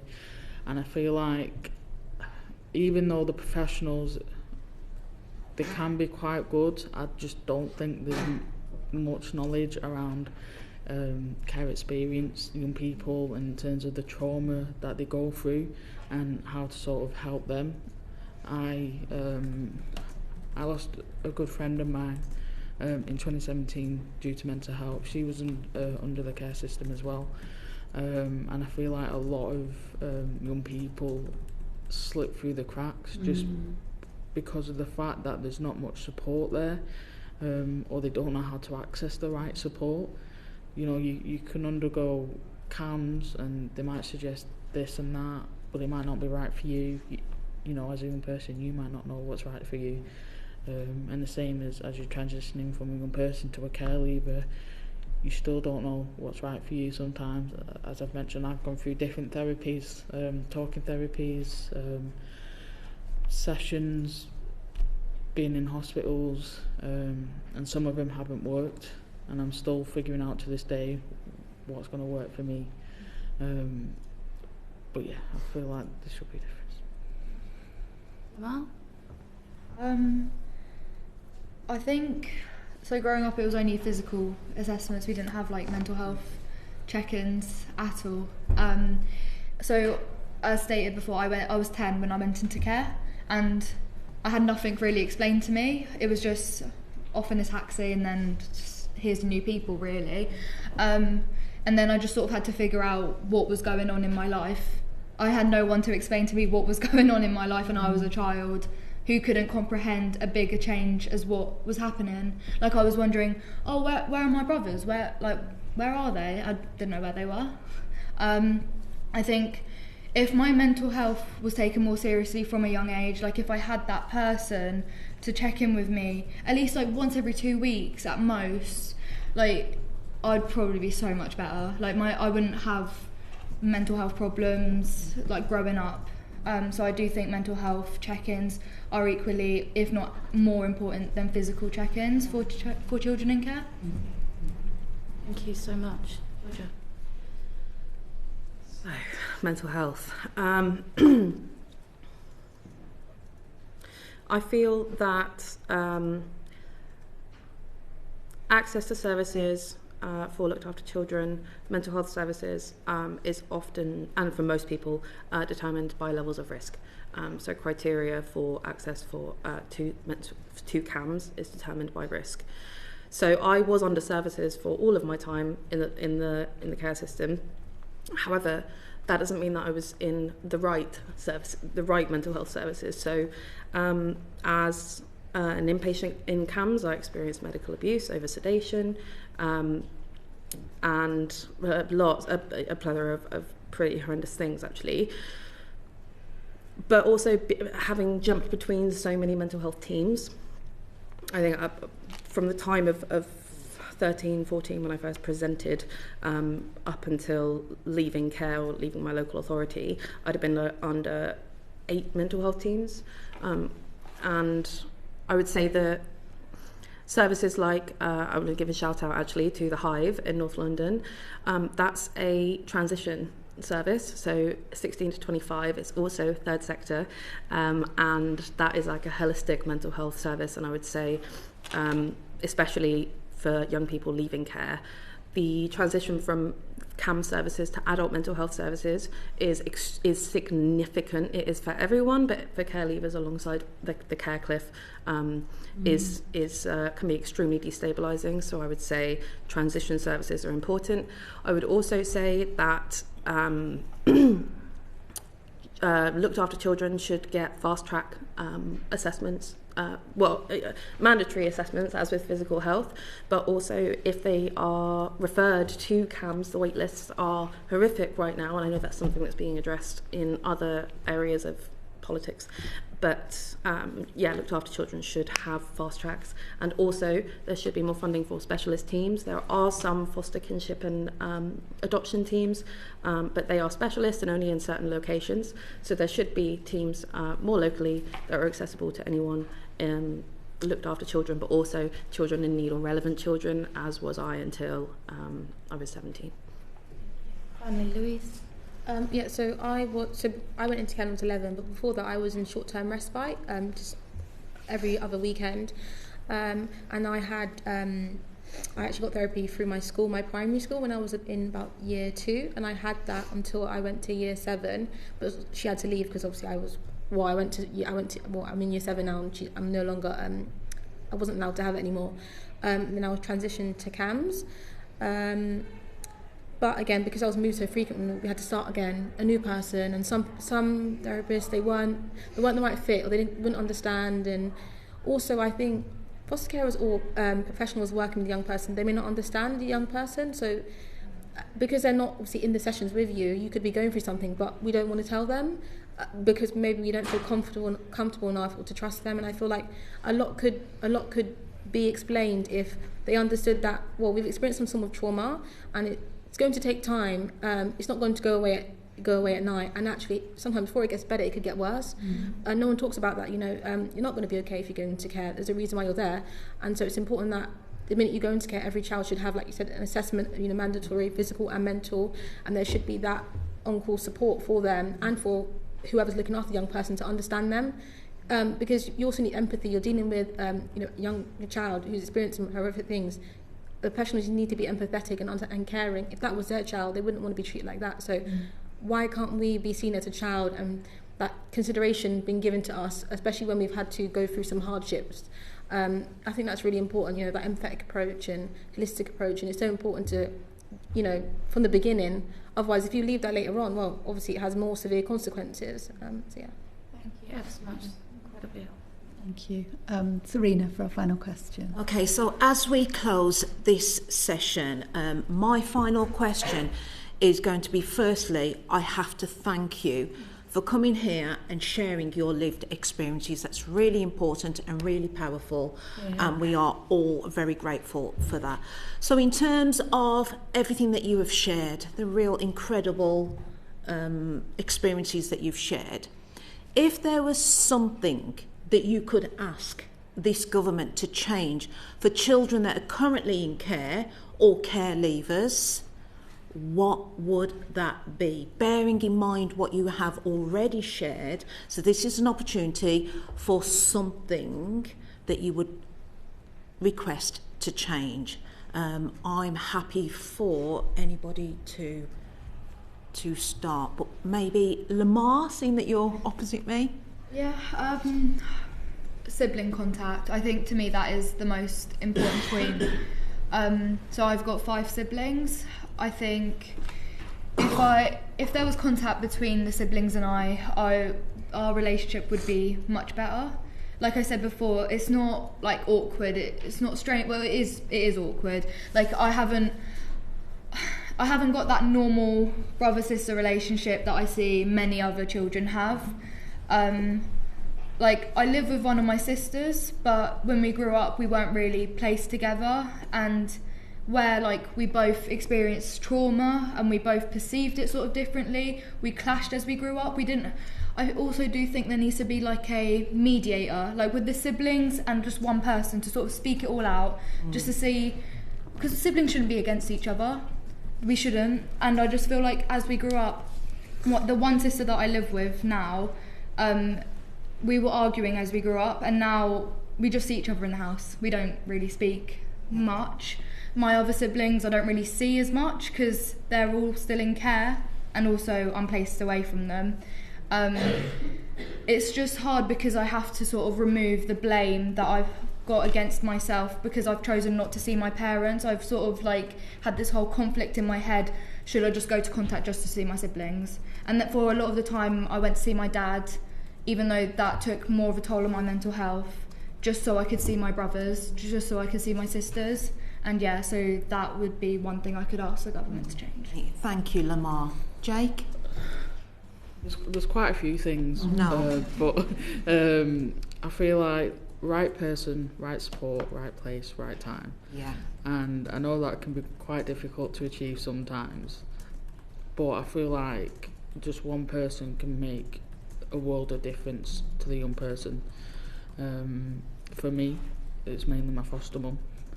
And, you know, my friend, maybe if she had the right support, maybe she'd still be here. But obviously we don't know that.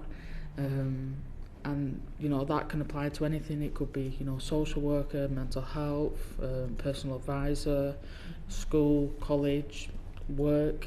But yeah, that's what I feel like. Thank you, Jake. Louise? I think making sure that the well-being of the young person and professionals working with the young person is at centre, because if the adult is burnt out or doesn't want to be there, as a child we can see that. We can see who cares and who doesn't, and it makes a world of a difference. And so if their well-being looks after and ours, it makes a world of difference. And it's so important that people that are doing it because they want to do it and they're genuine and they care and they're being supported to do it, not a resentment or just another job, because we're not just another kid. Like, we all have lives, and how they treat us, we'll remember for the rest of our lives, and it will affect us. So it's important they get it right where possible. So yeah, well-being at the centre of it. That's that for me. I wish they, number one. Yeah. Thank you, Louise. And Georgia. First of all, stronger rights for kinship carers. Early intervention and prevention when young people present to social care, an acknowledgement of their needs and how they can be met by social care, rather than just thinking about funding, and also thinking about long-term consequences and outcomes for the young person.